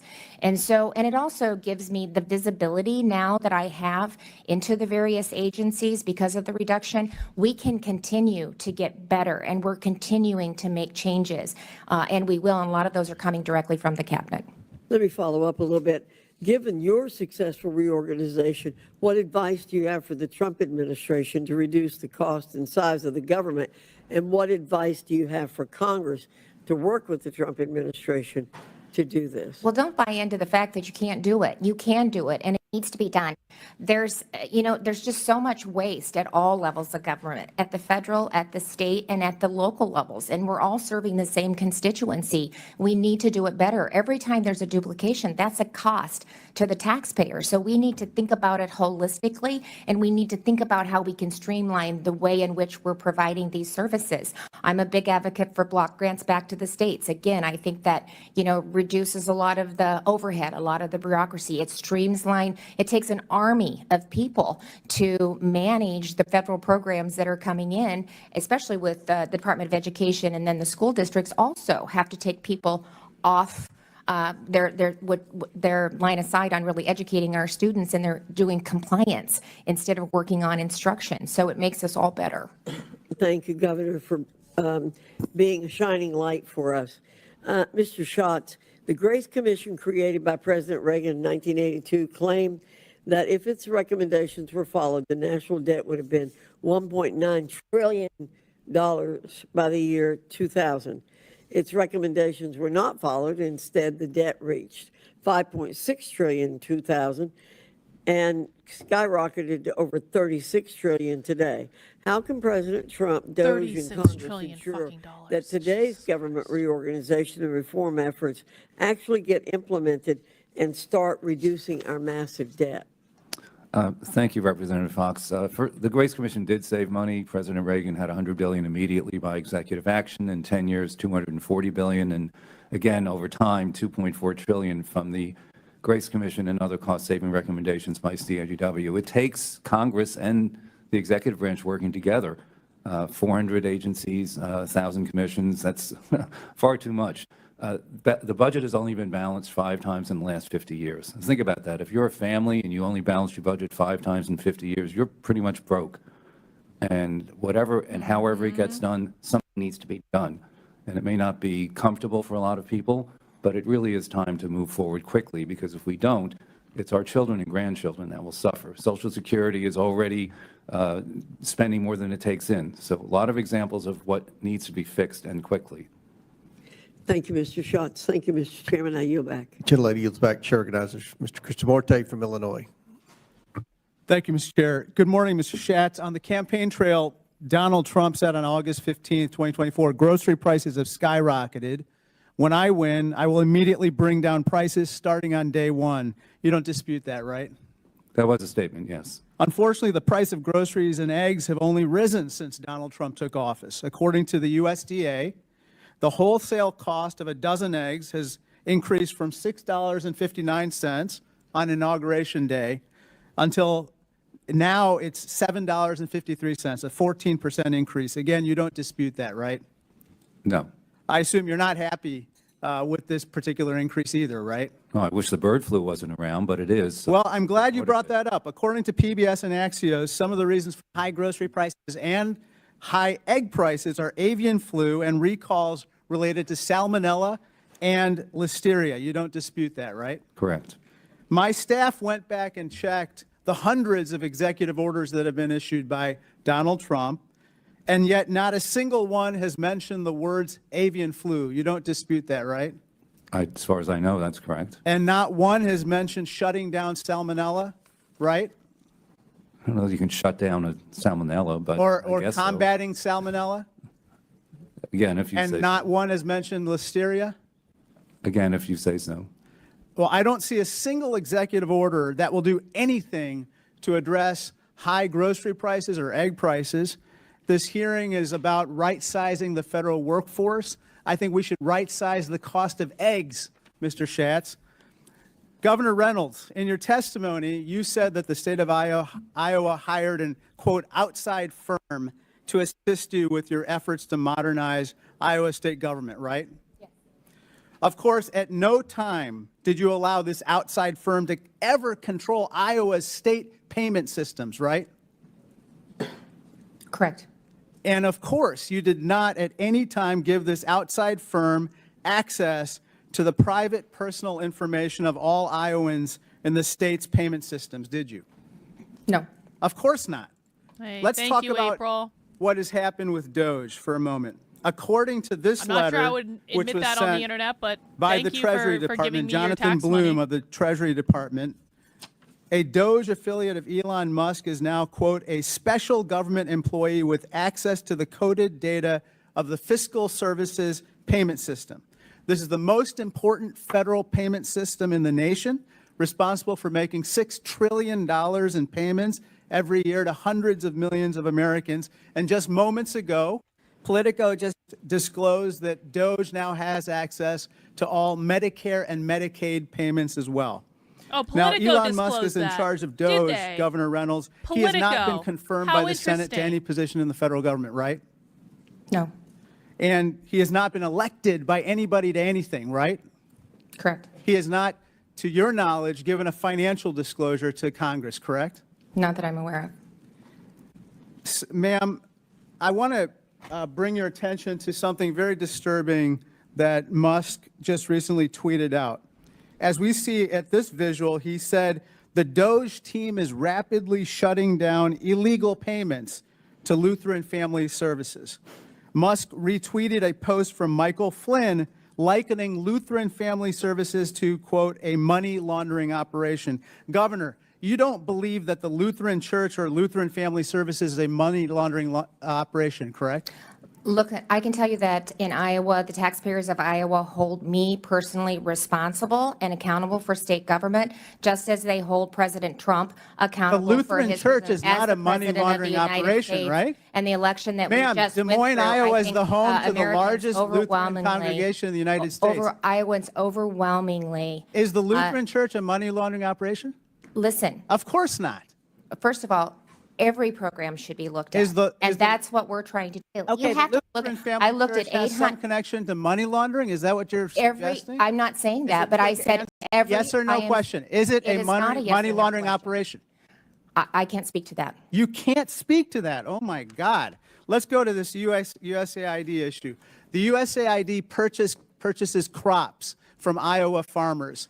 Recently, Elon Musk called it a criminal organization. Purchasing crops from Iowa farmers is not a criminal activity, correct?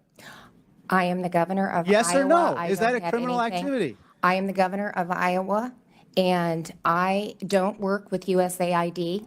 It is not a position, purchasing and I'm crops not going to from weigh in. Iowa farmers a criminal operation? In general, purchasing crops from Iowans is not. Thank you. I yield back.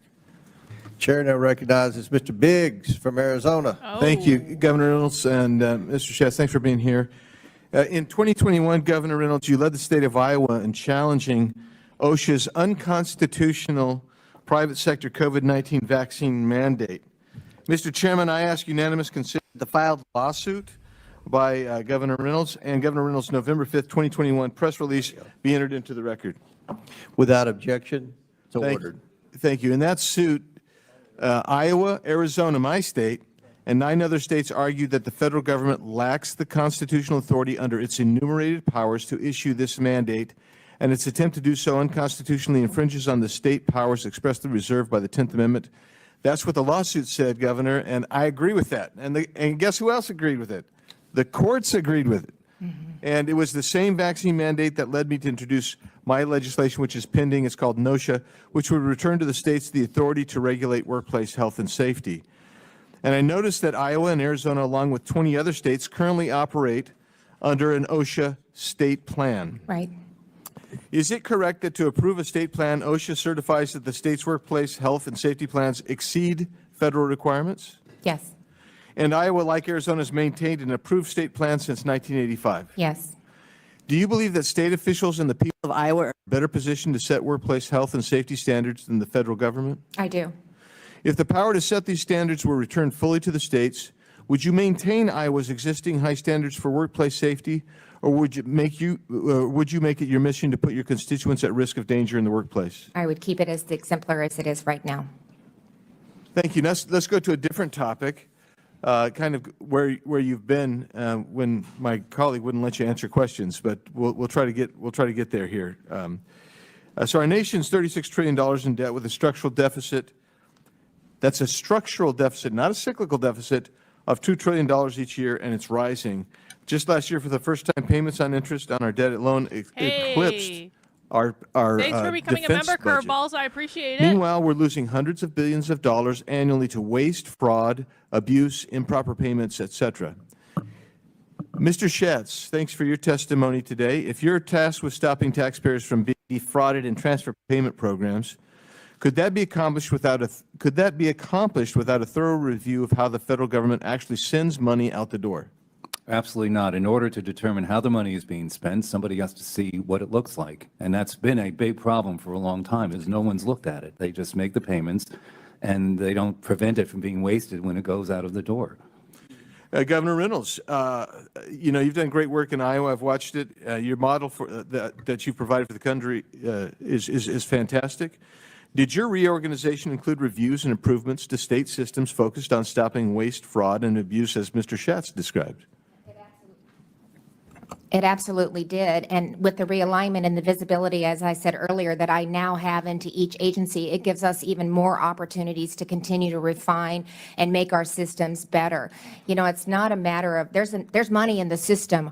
We're just not using it efficiently and effectively, and there's no accountability, there's no transparency, and this has allowed us to bring that to the forefront. Right, and so I'm going to ask you, Governor Reynolds, and then you, Mr. Schatz, to respond to this. When you get an opportunity to look at line-by-line budgeting, where the expenses go, that allows you to make adjustments to what is really critical on fraud, waste, duplicative programs, et cetera. Yeah, especially the duplicate and the fraud. It allows us to review them line by line and make decisions accordingly. Yeah. Mr. Schatz. That's correct. In fact, the federal government does not have anything online where taxpayers can see exactly how every penny is being spent. Ohio has an Ohio checkbook.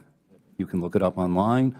There are so many things that are not done here the way they're done, not just in the private sector, but along the states. And I know there have been efforts to modernize technology, with 80% of the IT being legacy systems. Government is far behind in providing the transparency taxpayers need. That's part of what they're trying to do. Yeah, so I'm actually baffled that instead of cheering the administration's efforts to conduct a thorough and necessary review of the systems, they're receiving, I'm going to just fast forward a little bit, guys. Doomsday I don't want to be here all day. scenarios, I just want to fast forward a little bit to parts that look good. Decisions on data, which is never happening. And it This program guy's got a big innovative sign about and the Department of accomplished. Education. Thank you, Mr. Chairman. And Okay. Expired. Chair recognizes Mr. Garcia from California. I don't want to be here. thank you, Mr. Chairman. And I wanted to start by thanking our witnesses for being here. Thank you for hosting this hearing as well. And I wanted to start by just starting with Dr. Resch. It's a very We're gonna simple look for question. some You can good see grandstanding here moments, and then an we're gonna article wrap from up. the Washington Post. Can you just quickly, so we can take one step back, just mention how much did Elon Musk donate to Republicans in the 2024 election? A lot. To Republicans in the last election. To Republicans overall, I do not know. Well over $250 million to the Trump campaign. Right, almost $300 million. And in fact, Mr. Musk was the single largest donor in the last cycle. I'm not sure if you knew that or not in this last election. And here's actually the article in the headline from the Washington Post. Elon Musk puts $277 million into the election. He's $200 billion richer this year. $200 billion richer this year. Now, we also know that just in the month after the election, Elon Musk's wealth increased by $170 billion. It should also not be a surprise to anyone that Elon Musk himself holds $20 billion in contracts with the federal government. Now, the truth is that DOGE isn't really about efficiency or reform. What Donald Trump and Elon Musk are actually engineering is the single largest wealth transfer in history. And to pay for the enormous tax cut that's about to come to this Congress in the months ahead, they need to slash spending by trillions of dollars. In fact, Elon Musk himself has said that he wants to slash $2 trillion, $1 trillion from the actual budget. Now, in Trump's first term, we know that he already had a huge tax cut for the richest Americans and corporations. Now he wants to slash it by 1/3 more. But here's the truth. In order to actually get more funds for their tax cut program, they need to slash trillions. And where are they going to do that? Well, they've started. The Department of Education, the Department of Labor, Veterans Benefits, USAID, No, not that. That's and fine. eventually Social Security, USAID, Medicare, and Medicaid. No. Right now, as we know, Elon Musk, the richest man on the planet, is trying to destroy USAID with his DOGE team. Now, this is the agency we know that distributes foreign aid, but that's just step one of their plan. Now, of course, we know they're going after the Department of Education. And here's an article from the Washington Post as well.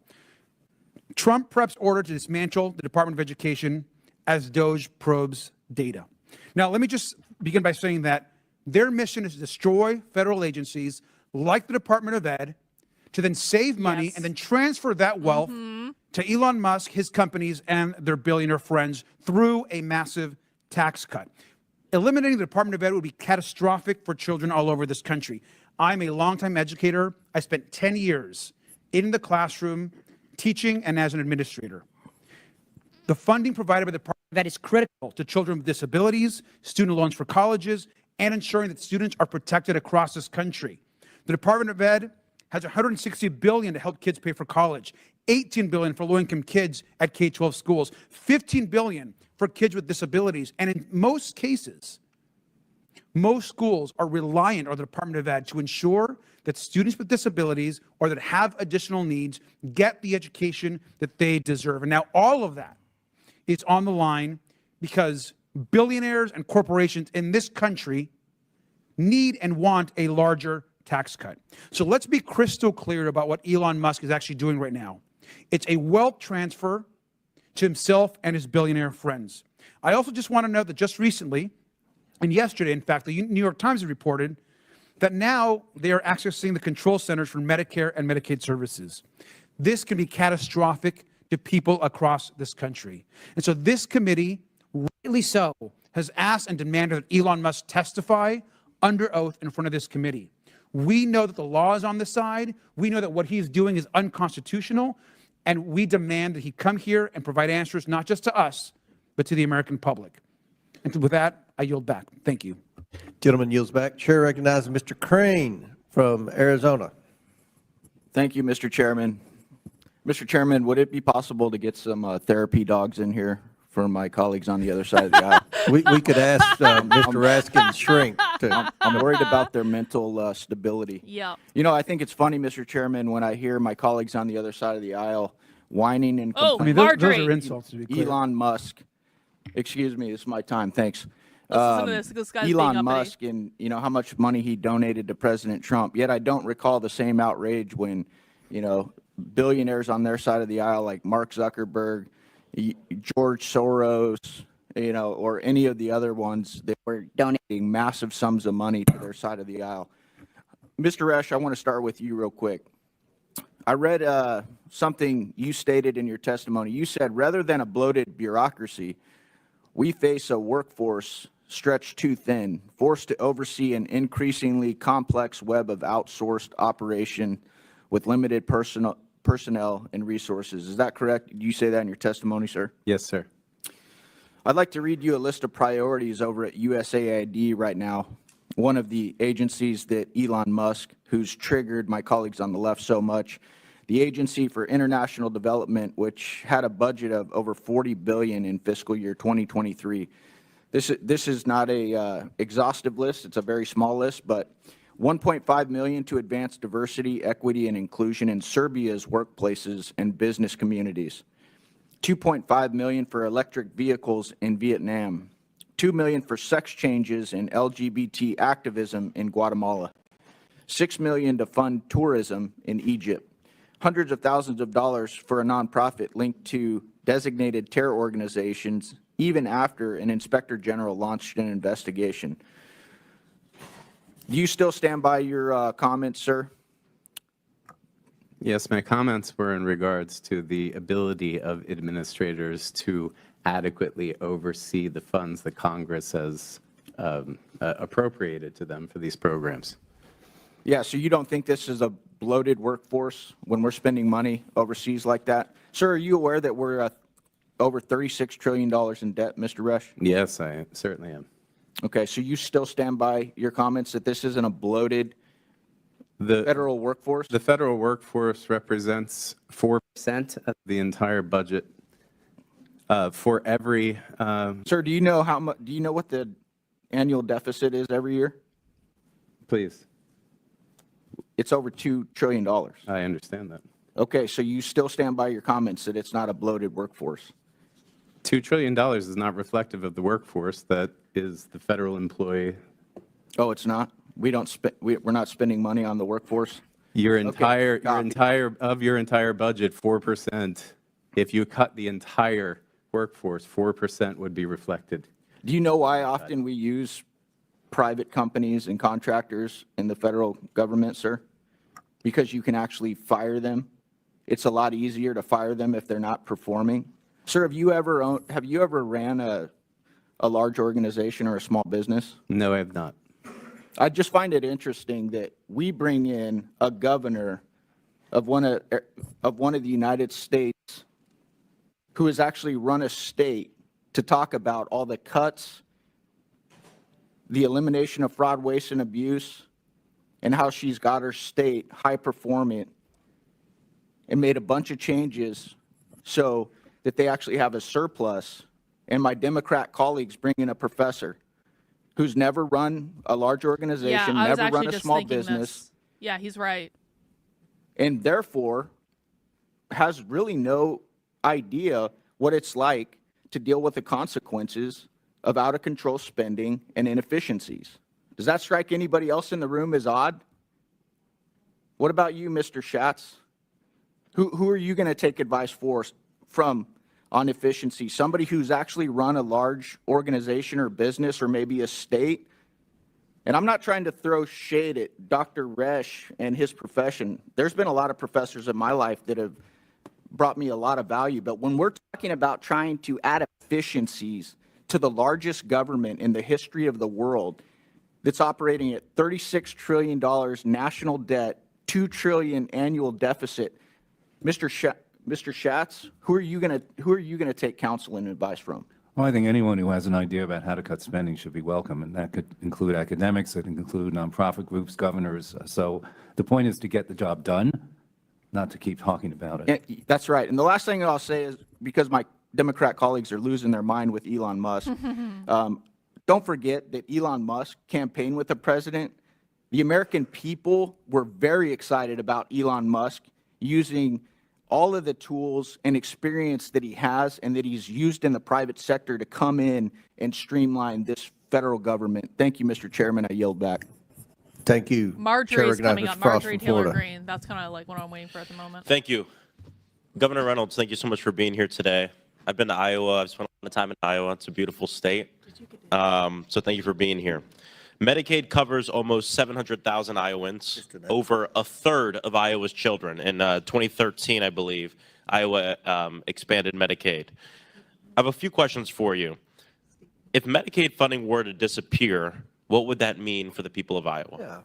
Well, I don't think it will disappear. Simply looking at a system and seeing if we can enhance it and make it better doesn't. That's not my question, though, Governor. My question is, if it were to disappear, what would that mean for your Well, I don't think that's the intent of anybody, but we need to do it better, and we need to help these If it were to kids be disappear, successful. Governor, what would that mean for the Well, I can't speculate on that because I don't believe that that would happen. So you, as the governor of your state, can't say what it would mean to lose Medicaid for your people? Okay, we'll move on. How would people across Iowa react to rural and community health centers having to suddenly close? Well, we're, as I talked about in my opening remarks, we're actually working on maternal health and working on healthcare in rural Iowa. And that means, again, looking at regions. I took, 32 fragmented substance abuse and mental health regions and unified them into 7 behavioral health regions. That's and great we're to hear, putting in Governor. place a Yeah. hub and spoke model, which That's they will great be a to hear, part Governor. of. I'm sure you're doing But great again, work. I it's want to the focus on duplication that you the don't want to questions lose. I have. I have limited time. I'm sorry, Governor. Okay. I'm sure you're doing great work on this. My question is about rural and community health centers. Yep. Community health centers that receive a huge amount of federal funding, including programs that help Iowans afford medication and prescription drugs. What would that mean for And they're a part of our solution, and we're taking that to account. But we don't That's want good to hear. duplication Community of, health we centers don't are want part of the duplication of solution. services so That's that we good to can hear. get I'm those going to move on, dollars on Governor. the I'm going to ground. move on. That's Yep. good to hear. Some Republicans on this committee are calling Trump's careless assault on essential federal services, including his freezing of Medicaid payment system right sizing. What is the right size for health care? In Well, government, that's going to as vary small from as state possible. to state. So, I mean, Would you be okay with Elon Musk or Trump right sizing Medicaid in Iowa? I don't think we should be afraid of having the private sector step in and take a look at how we're providing these services. We can No learn one's from just them. taking a look, Governor. It's both. Decisions are being made. Well, that's they're actually the looking point at of the taking a system look, and isn't making it? recommendations, freezing and the we Medicaid shouldn't be payment system? shouldn't be you're right. afraid of that. He's I very, think very that left. No one, Governor, no one is afraid. Governor, had to sorry, I'm going to look at- reclaim my time. Okay, No Reclaim one is my time like afraid a of woman, like a bitch. opening, taking a look at what's going on. But what we are afraid of is our services, the things that people depend on being ripped away from us. I'm worried about Iowans losing No, you're the not. Medicaid that they voted to expand. Why would you say that? You're not representative of 700,000 Iowa. Iowans are on Medicaid. But that's why we made the changes that we made. That's why we realigned. We eliminated the duplication. I'm very And by concerned about doing your that, state, it put Governor, more money into even the though I'm from program to Florida. actually meet the needs Well, of let's our talk about what you constituents. did, because we were just talking about what you did. You came to office, you made some changes to help with efficiency. I respect that. But there's something that was brought up even by the chair that I want to bring up that shows the difference between what you did and what's happening right now at the federal government. You worked with the legislature and passed legislation in your state legislature to make the They're broadest just so changes salty you that wanted they're to being make. basically, And their that is not what's usefulness is going being on cut out. right now when we talk about Doge and everything else. Oh, You even mentioned boo-hoo. at the beginning of this hearing, you were so proud to say that you did this all without massive layoffs, without forcing a large percentage of your workforce to leave because you saw them as valuable. I respect that, Governor. I respect you for that. That's not what's going on here at the federal level. But let's move on to FEMA really quickly. Trump has said that he wants FEMA to go away. He would like to see the states take care of the disasters on their own. I come from Florida. We work very closely with FEMA. Do you think most Iowans would agree with President Trump that FEMA should suddenly stop existing? I don't think he's eliminating, and I think that what I had understood was he was thinking that maybe it should go back to the states, which No, that's something Governor. I He think we said- should take a look Sorry, at. Governor, a reclaim. The president was very clear in this. He believes that the agency, FEMA, should be completely eliminated. Do That's you what going back to agree the with that, or states do you not means. agree with that? I mean, it's okay to disagree sometimes with, Well, I'm not afraid to disagree. I'm just So thinking, do you disagree there- that with it- FEMA, with the his bu- the- assessment of FEMA? it's bureaucratic. It's a nightmare to work with. They can only do one thing at a time.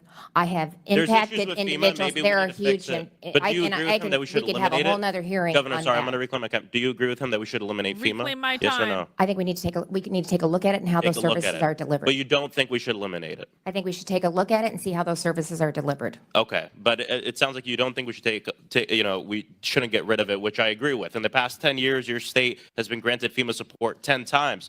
President Trump in 2018 denied you a claim after flooding and horrible weather patterns that happened in Iowa. You said you were extremely disappointed and that the people of Iowa needed FEMA's help. That was your quote. And so, thank you. I'm glad you're here to talk about the things you did in Iowa. I hope President Trump can look at the way you did things and working with your legislature the way it's supposed to work to make the changes instead of letting a wealthy billionaire donor go in and make the changes himself. I yield back. Chair recognizes Chairwoman Green from the state of Georgia.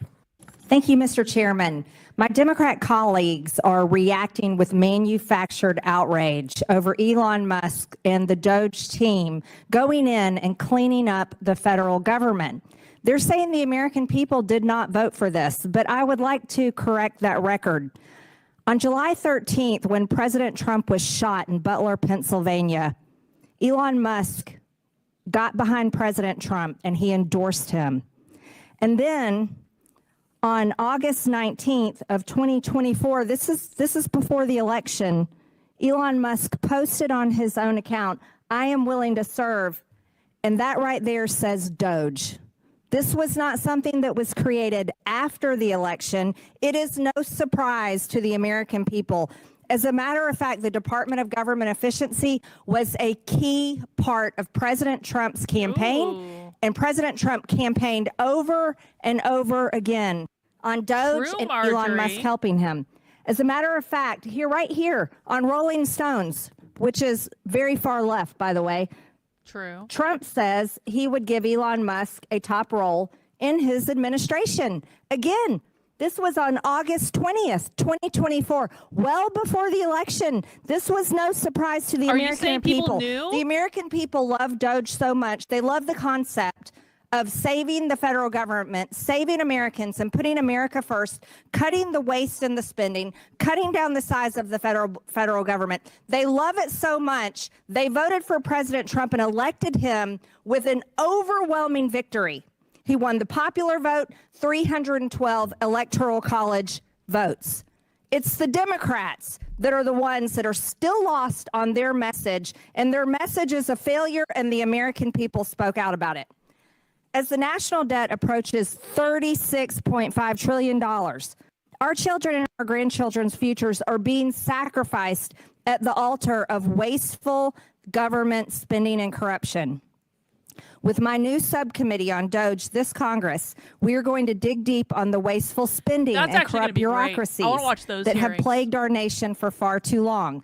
We will make recommendations to address these problems, and we will make sure the American people know exactly what is being done with their hard-earned tax dollars. After all, this is what they voted for. Governor Reynolds. In Iowa, the state legislature passed a bill in 2023 that lowered the number of cabinet-level departments from 37 down to just 16. So I'd like to ask you, did this make the Iowa government more efficient or less efficient? More efficient. Not surprised.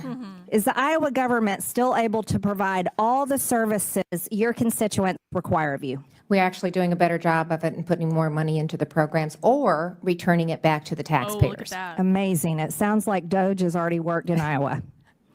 Has your state lost money or saved money since reorganizing its government? $217 million, surpassing our four-year projection in the first 18 months. And that's conservative. Warren We're on going to this? continue to see savings. And that's how I'm going to continue to reduce the tax burden on our taxpayers. That is incredible. That's what all of America wants. So how do you think the federal government can translate what Iowa has done to Oh, no, the this is the national House. What am I level. talking You've about, already Elizabeth achieved it Warren? in Elizabeth your Warren's in the state. Senate. How can we replicate that? You're doing it by bringing the private sector in, having them take a look at the inefficiencies in government, look at the systems, look at the duplication, All right, I look wanna at fast the forward to, unaccountability. Lauren There's no Boebert. transparency. There's no metrics. There's no data that they can point to. We Seeing themselves, and so the Fast forward, Lauren. I'm curious to know if you know the answers Jasmine's to these Crockett, questions. leftist Which party too. controls the White House? Republican. Which party controls the Senate? Republican. Which party controls the House? Republican. Is that about what the makeup is in Iowa?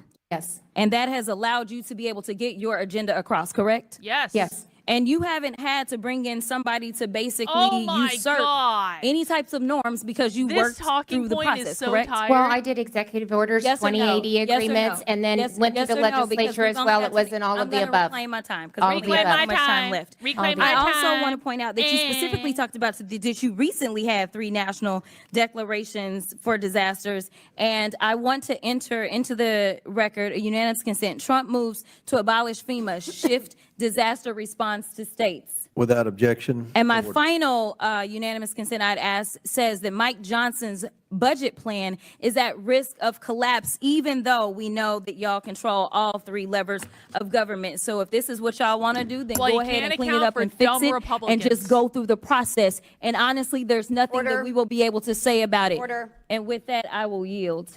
Okay. Without, all right. Okay, Lauren Thank you. Boebert. Gentlelady's time's expired. Chair recognizes Ms. Boebert from Colorado. Thank you, Mr. Chairman. The outrage here has been absolutely unhinged. As we've seen in the media, we're seeing Politico, who's laying folks off, and as they're being defunded of American tax dollars, they can no longer sustain themselves. And so the outrage is just going to continue from those who are no longer going to be able to support their businesses from American taxpayers. And we simply want accountability. We want oversight. This is the Oversight Committee. And unfortunately, Congress has done a crap job of oversight and accountability over quite some time, I would say decades. And that is why we have this new commission that is created. And Americans are grateful for it. President Trump campaigned on having this DOJ commission to have oversight and accountability. And it is our responsibility to codify what happens. I am pleased with the expedited efforts that have taken place to really get this out in the open and expose to the American people what their money is actually being sent to. And let's just be honest with the American people. Unelected bureaucrats have been funneling their hard-earned taxpayer dollars to ridiculous and even malicious causes. DOJ is doing the hard work to uncover the truth and make our government work for the people rather than funding policies that are actively hurting them. For example, Dr. Bresch, in your testimony, you state that the recommendations. Breaking news, breaking news. Over 40,000 federal employees have accepted Donald Trump's buyout offer, with many more expected to do so. Yo, W. Trump. W. Trump. That's crazy. From the Department of Government Efficiency will exacerbate public health crises. How is that the case when DOJ is advocating to defund EcoHealth Alliance, which was involved in the research in the Wuhan lab that created coronavirus, that created this global pandemic that killed people and ended the livelihoods of many others? My statement was in reference to across-the-board firings without specific. I think government employees have been given the option. They can have an. And those that will be given the option will be more competitive on a private market basis than those that stay. So then you'll be losing your best public employees. Were our best public employees at the Wuhan lab of virology? Were those our best employees? Is that where our funding was going, to the best and the brightest who started a global when pandemic? you make a 20% across the cut without any I think there's been a lot of discrimination inefficiencies, and I'm excited to see where this goes and the exposure of that. And Dr. Resch, the last administration weaponized NGOs to aid and abet illegal aliens across and within the interior of the United States. We saw millions of taxpayer dollars being funneled to NGOs that were spent on plane and bus tickets, hotel rooms, and even to coach illegal aliens on how to illegally stay in the country. Heck, we have a congresswoman who is currently coaching illegal aliens on how to stay in the country, what terms to use, even if they are untruthful. Now, Dr. Resch, how does transporting millions of unvetted illegal aliens into our country make America safer? And how does stopping the funding of those NGOs harm America? That is tangential and irrelevant to my. Oh, it is not irrelevant. Let's go through the list of relevancy, shall we? When we have open borders allowing millions of illegal aliens coming into our country unvetted, then the relevancy is in terms of Laken Riley, Jocelyn Nungary, Rachel Morin, Ruby Garcia, Elizabeth Medina, and I could go on and on and on and on with the American citizens who were killed at the hands of illegal aliens. So I think it's pretty relevant to say we need to look into these NGOs and what they are doing with these unvetted illegal aliens coming into our country and remaining into our country. Would you agree? Does that bring Certainly some relevancy to the topic, sir? Not to workforce cuts across the American public service. Well, but we're also talking about the funding that is going out. We are cutting spending at an executive level, and I hope that we codify all of that here within these chambers to ensure that it doesn't go out again. Now, in your testimony, you also mentioned that DOGE proposals reflect an agenda to dismantle professional government. According to you, this is fundamentally at odds with the principles of democratic governance. In November, President Trump won by a decisive mandate promising to maximize governmental efficiency and productivity. And how are actions, these actions fulfilling the president's campaign promises fundamentally at odds with the principles of democratic governance? And while my time is running out, I want you to answer that, sir. But we hear about unelected folks. Democrats didn't even get a chance to vote for their own presidential candidate in their primary. So don't talk to me about unelected people actually being involved in the decisions in this country. But I would like to hear how that's at odds, sir. I have no response to that. Well, that's This is the best the Democrats could I do. yield. Thank you. That was amazing. All right, let's watch Chair, now it. recognize Mr. Kassar. We're going to recognize Mr. Kassar, then Mr. Jordan, and then at the request of the witnesses, we're going to take a brief We're gonna do bathroom Jim break. Jordan? So, Chair recognizes I want Mr. to do Ayanna Kassar for Presley, 5 minutes. though. Ayanna Chair now Presley is recognizes Ms. speaking. Presley from Massachusetts. Here we go. We'll do Jim Jordan if Jim Jordan talks. Thank you, Mr. Chair. I want to hear Ayanna Presley, By the though. hour, Donald Trump, Elon Musk, and his enablers advance their extremist, anti-equity, un-American agenda. Anti-equity, oh my God. Dismantling decades of civil rights progress, upending livelihoods, incomes, and lives, and adversely affecting something they claim to care about, the GDP. Because all data supports that diversity, equity, and inclusion is actually good business. Governor Reynolds, my Republican colleagues invited No, you here it today to doesn't, promote what actually. they see False. as a model of governance. Simply put, Republicans' vision of America to be more like Iowa. Governor Reynolds, let's learn more about the state. Do you know what percentage of Iowans are white and what percentage are black? I don't know the exact percentages, no. We're by far a larger percentage of white population. That's correct. Iowa is 90% white and only 4.5% black. So that is drastically different from the national population.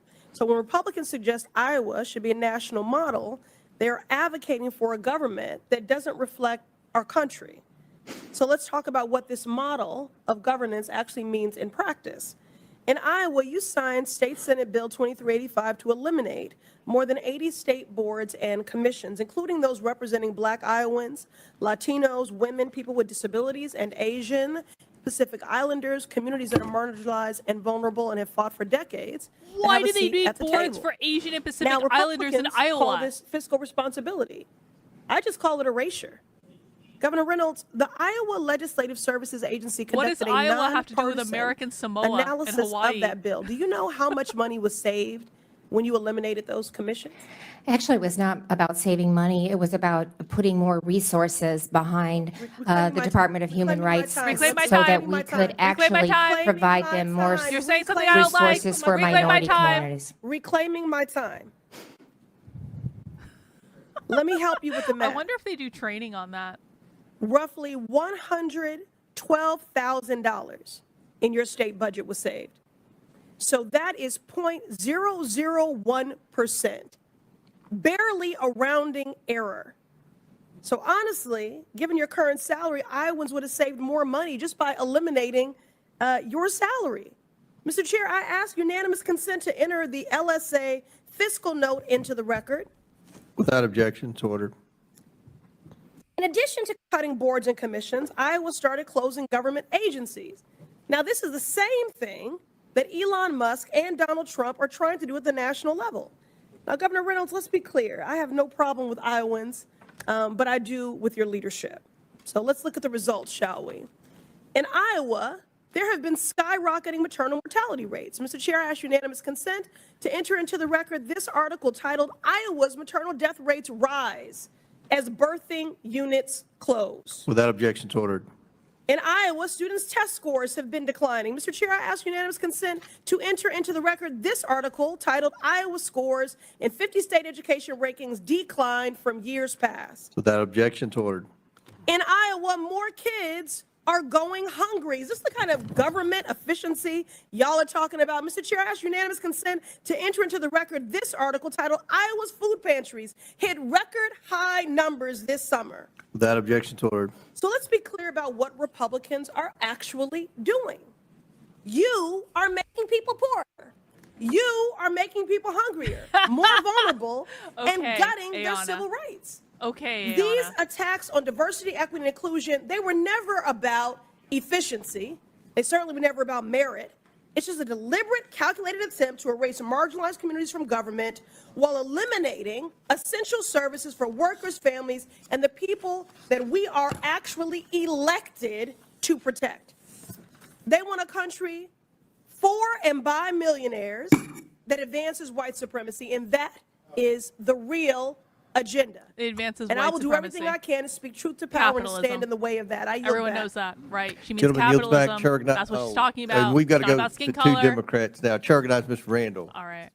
I thought we were going to get Jim Jordan. Thank Ms. you. Randall. Where's Thank you Jim so much, Mr. Chair, and thank you for our Hang on, I'm scrubbing the timeline panelists looking for for Jim taking the time to Jordan. come before committee and testify today. I think we have heard a lot of frustration see from my Democratic colleagues in this committee today. And, you know, on my part, it is frustration that is reflected in the calls here we and go. the emails that we are wait. getting from our neighbors, Wait, neighbors who Wait, I got it. Chairman, I ask unanimous Not Jim consent Jordan, but- that the statements of the We're almost American done. Federation of Government Employees, and I further ask Without, Mr. Chair. thank the chair. Chair recognizes Ms. Tlaib. Rashida. Thank you so much, Mr. Chair. Since we're entering items to the record, it's really important, as I do a lot of these question lines, to center it around my constituents and my residents who very much feel like there's so much instability and chaos right now. So if I may, I would like to submit a letter from the CEO and founder of Cody Rouge Action Alliance we're in the almost 12th done. Congressional District in Michigan, just about the freezing of the funds and what it meant for her seniors and many of the community members that she supports. Many of them are retirees. Many of them rely heavily on this agency to, again, supplement the high cost of living right now for many of our families. And so if I may, I would ask unanimous consent to again send this letter. Without objection, it's ordered. Thank you. You know, I want to cut through the BS because I am from Detroit and we like to speak truth to power and be very honest. You know, the American people feel very much we're in a constitutional crisis. They cannot understand, you know, this billionaire. I don't even know really how to describe him. Of course, he's the richest man in the world. And to think that he can just walk in to an agency that I can tell you for many of my families from the Social Security, the Medicare, I mean, it is literally part of how they survive in our country. And it's not just about the private information. It's about the fact that this person who they have no way of, they didn't get to elect him. He's not held accountable to them, the community, the public. And so they are very much living in fear right now. And we are in a constitutional crisis. One of the things that I continue to talk to our ranking member about, and thinking about even the folks that voted for the president and others, if I was to ask the American people, do you think Elon Musk cares about you? Do they think that he cares about your disabled child that relies on Department of Education about winning. Services through the IDEA I think he cares about Act? being a hero. Do you think he cares? And that's for any really of all our that families matters, right now, no matter how honestly. hard they work, they're still in survivor mode, not thriving in our country. The disconnect that his own lived experience will never ever be able to connect to that family in North Dakota, to the teacher in Detroit, to the child living and trying to survive through the education program, living with autism, and so much more. And so I'm just curious. I mean, really, this is my, do you think Elon Musk cares about the American people, Mr. Shades? I don't think that's the issue. I think the question is what is going to be done about the $36 trillion debt and the $2 trillion. So you want to talk about the debt, but the Congress, they're in control. exactly. Why not go through the public process? Exactly. If you want to make cuts, then vote to cut it. Why are you having this person do it? Because he's actually doing giving him your power as an elected person representing 750,000 people? You represent equal number of people I do. I want to get a chance to vote on this, hear from my constituents, have it be done in a public process. You want to deal with it, you're in power. You have a trifecta, the White House, the Senate, and the House. But no, you want to do it this way. The cruelty of it. The fact that even American people, no matter in their political affiliation, I'm telling you right now, feel like they have no control over the decisions being made. Why? Because members of Congress have circumvented and said, hey, we're good. Go ahead and do it for us. Go ahead. Even though they know you have it is going to abdicated impact your farmers, fucking veterans, privileges. disabled residents, folks living with disability, and so much more of these infrastructures that they don't understand support all of our families. So you can keep talking about the debt. They have control. They can deal with the debt if that's really what they want to do. Instead, they're just yielding their power to really Elon what Musk, they want to who do. has, again, been unelected. And we can continue to say that. But one of the things you can go around the country is they don't want Elon Musk making that decision. They want their member of Congress that is elected making that decision. I want Elon Mr. Musk Shea. making that decision. That's the problem. And I will never. And No, Mr. Chair knows this. No, I'm sorry. No. Every single member of Congress, so far as I'm concerned, has abdicated their fucking responsibility, with the exceptions of the ones that were just elected. Okay, fine. They weren't in office when all this bullshit was going on, but it is the fault of every single fucking person in Congress that was in Congress before this current term for not speaking up and doing something about this. And I say that of Democrats and I say that of Republicans. It is all their fucking faults. So no, they have abdicated their responsibility. The credit card needs to be taken away. And I don't give a fuck if Elon Musk is a billionaire, as long as he actually accomplishes something instead of just grandstanding and talking about, oh, we can do this, we can do that. We just follow the process. Trust us, pinky swear. Trust us, bro. We're definitely not lighting all your fucking money on fire. That's definitely not happening. Just don't look over there or anywhere else. And Elon Musk is the bad guy for actually looking at those things and saying, no, it's not going to happen. No. So, yeah, I want Elon Musk to be able to do whatever the fuck he wants. And once Elon Musk starts actually making decisions I disagree with, then I will start speaking up. But right now, Elon Musk can do whatever the fuck he wants, and I don't care. Your district.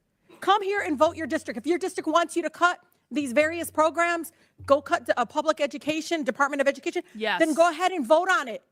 Introduce a bill to cut the Department of Education. Thomas Massey did. Do not say, hey, I don't that have no literally cuts. already You're just happened, literally giving it Rashida. to this person. Literally It doesn't make already any sense. happened. Dr. Resch, do you think the American people think that Elon Musk cares about them? I don't think the American people should really care what he thinks. They should have someone making decisions who's taken an oath to the Constitution. Oh, that's actually very important, isn't it? You know, the Constitution gives Congress control over the spending, not the president, and certainly not Elon Musk. And the American people need to understand why that balance of government is there. It's to protect all of us from these kinds of decisions that are hurting people now. And Mr. Chair, just know this. This is the same man that continues to want to cut, but he has $20 billion in federal contracts. Can I get our money back? Because he is the richest man on earth, and he's still taking a handout from us, the public. $20 billion, Mr. Chair. If it's really about that and not about hurting these public infrastructures, which really are critical and important for, I guess, the most vulnerable, and really, you'd be surprised how many people in your community and in your districts, no matter what political affiliation, will be harmed by these decisions that, again, overpass the congressional public process. It's our constitutional duty and responsibility to be able to authorize spending and cuts. We should be able to do it, not Elon Musk. With that, I yield. Gentlelady yields. That concludes our Okay, questions. they're going to do closing statements. In closing, I want to thank the our witnesses closing once again for their testimony Real quick. today. I'm now going to yield to the ranking member for some brief closing remarks. I thank the chair and I thank our witnesses.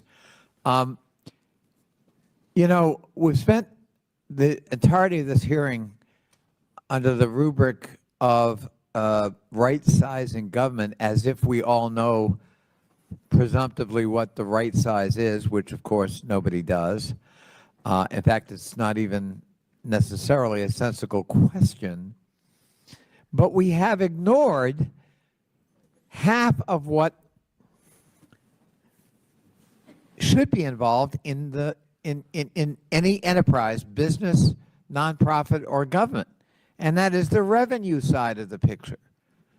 You cannot right-size, whatever that means, government by only looking at expenditures and investments.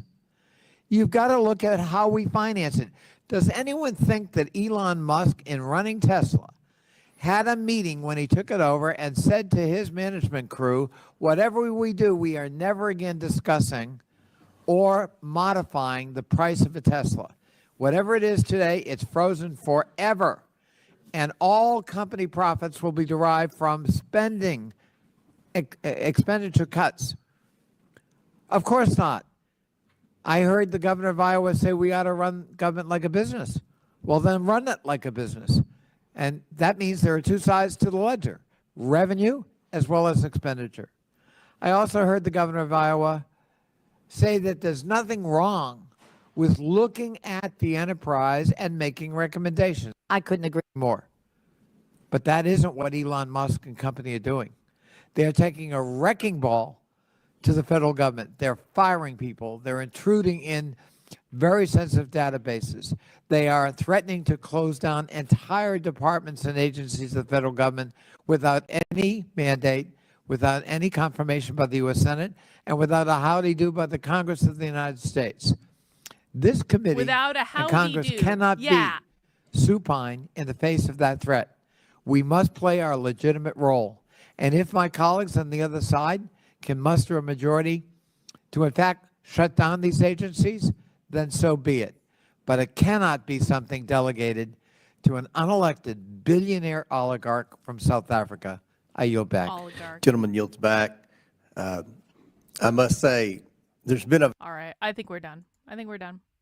You know, it's good to watch hearings. Do you guys want to watch more hearings? Because I feel like we probably should, and I feel like the hearings are going to get somewhat interesting. There was also a hearing on education today that I was thinking about watching, but we decided to watch that one instead because Nancy Mace said tranny, tranny, tranny over and over and over again.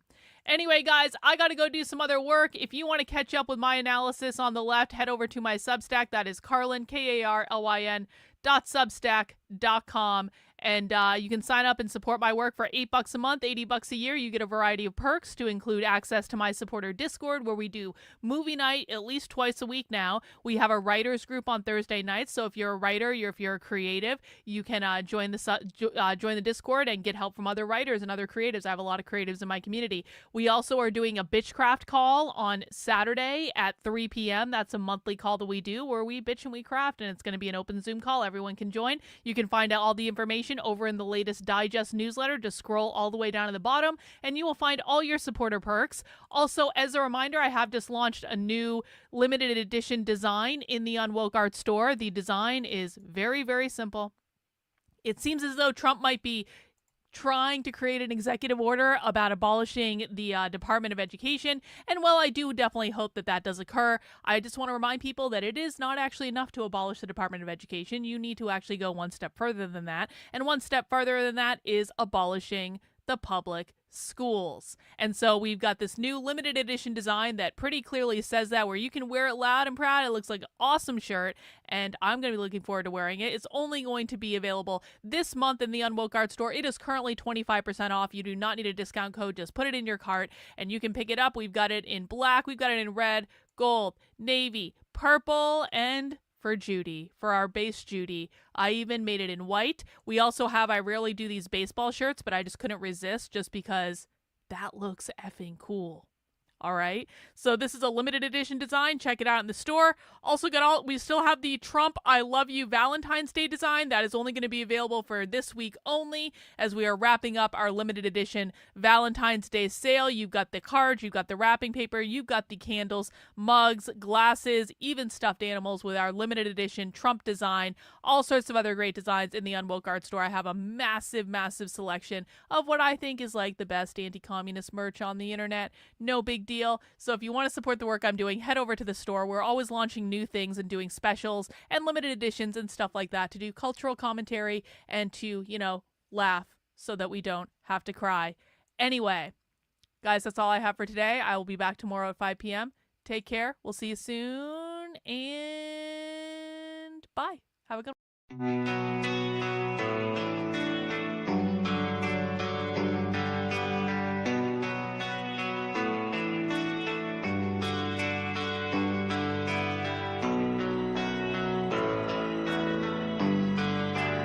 How are you feeling? How long have you been here? 3 months, May 17th. And what brought you here? That's difficult to answer.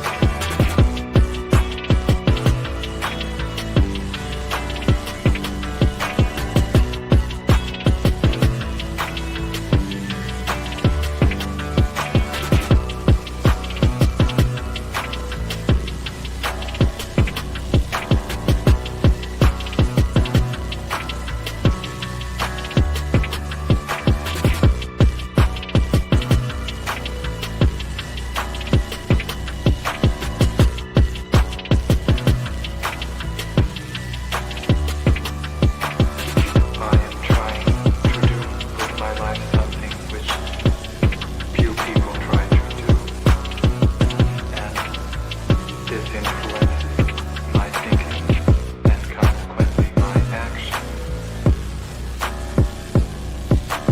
What is it you're trying to do with your life? Play the piano for people. I'm not clear. How is it that playing the piano for people has eventually resulted in your being here in the hospital?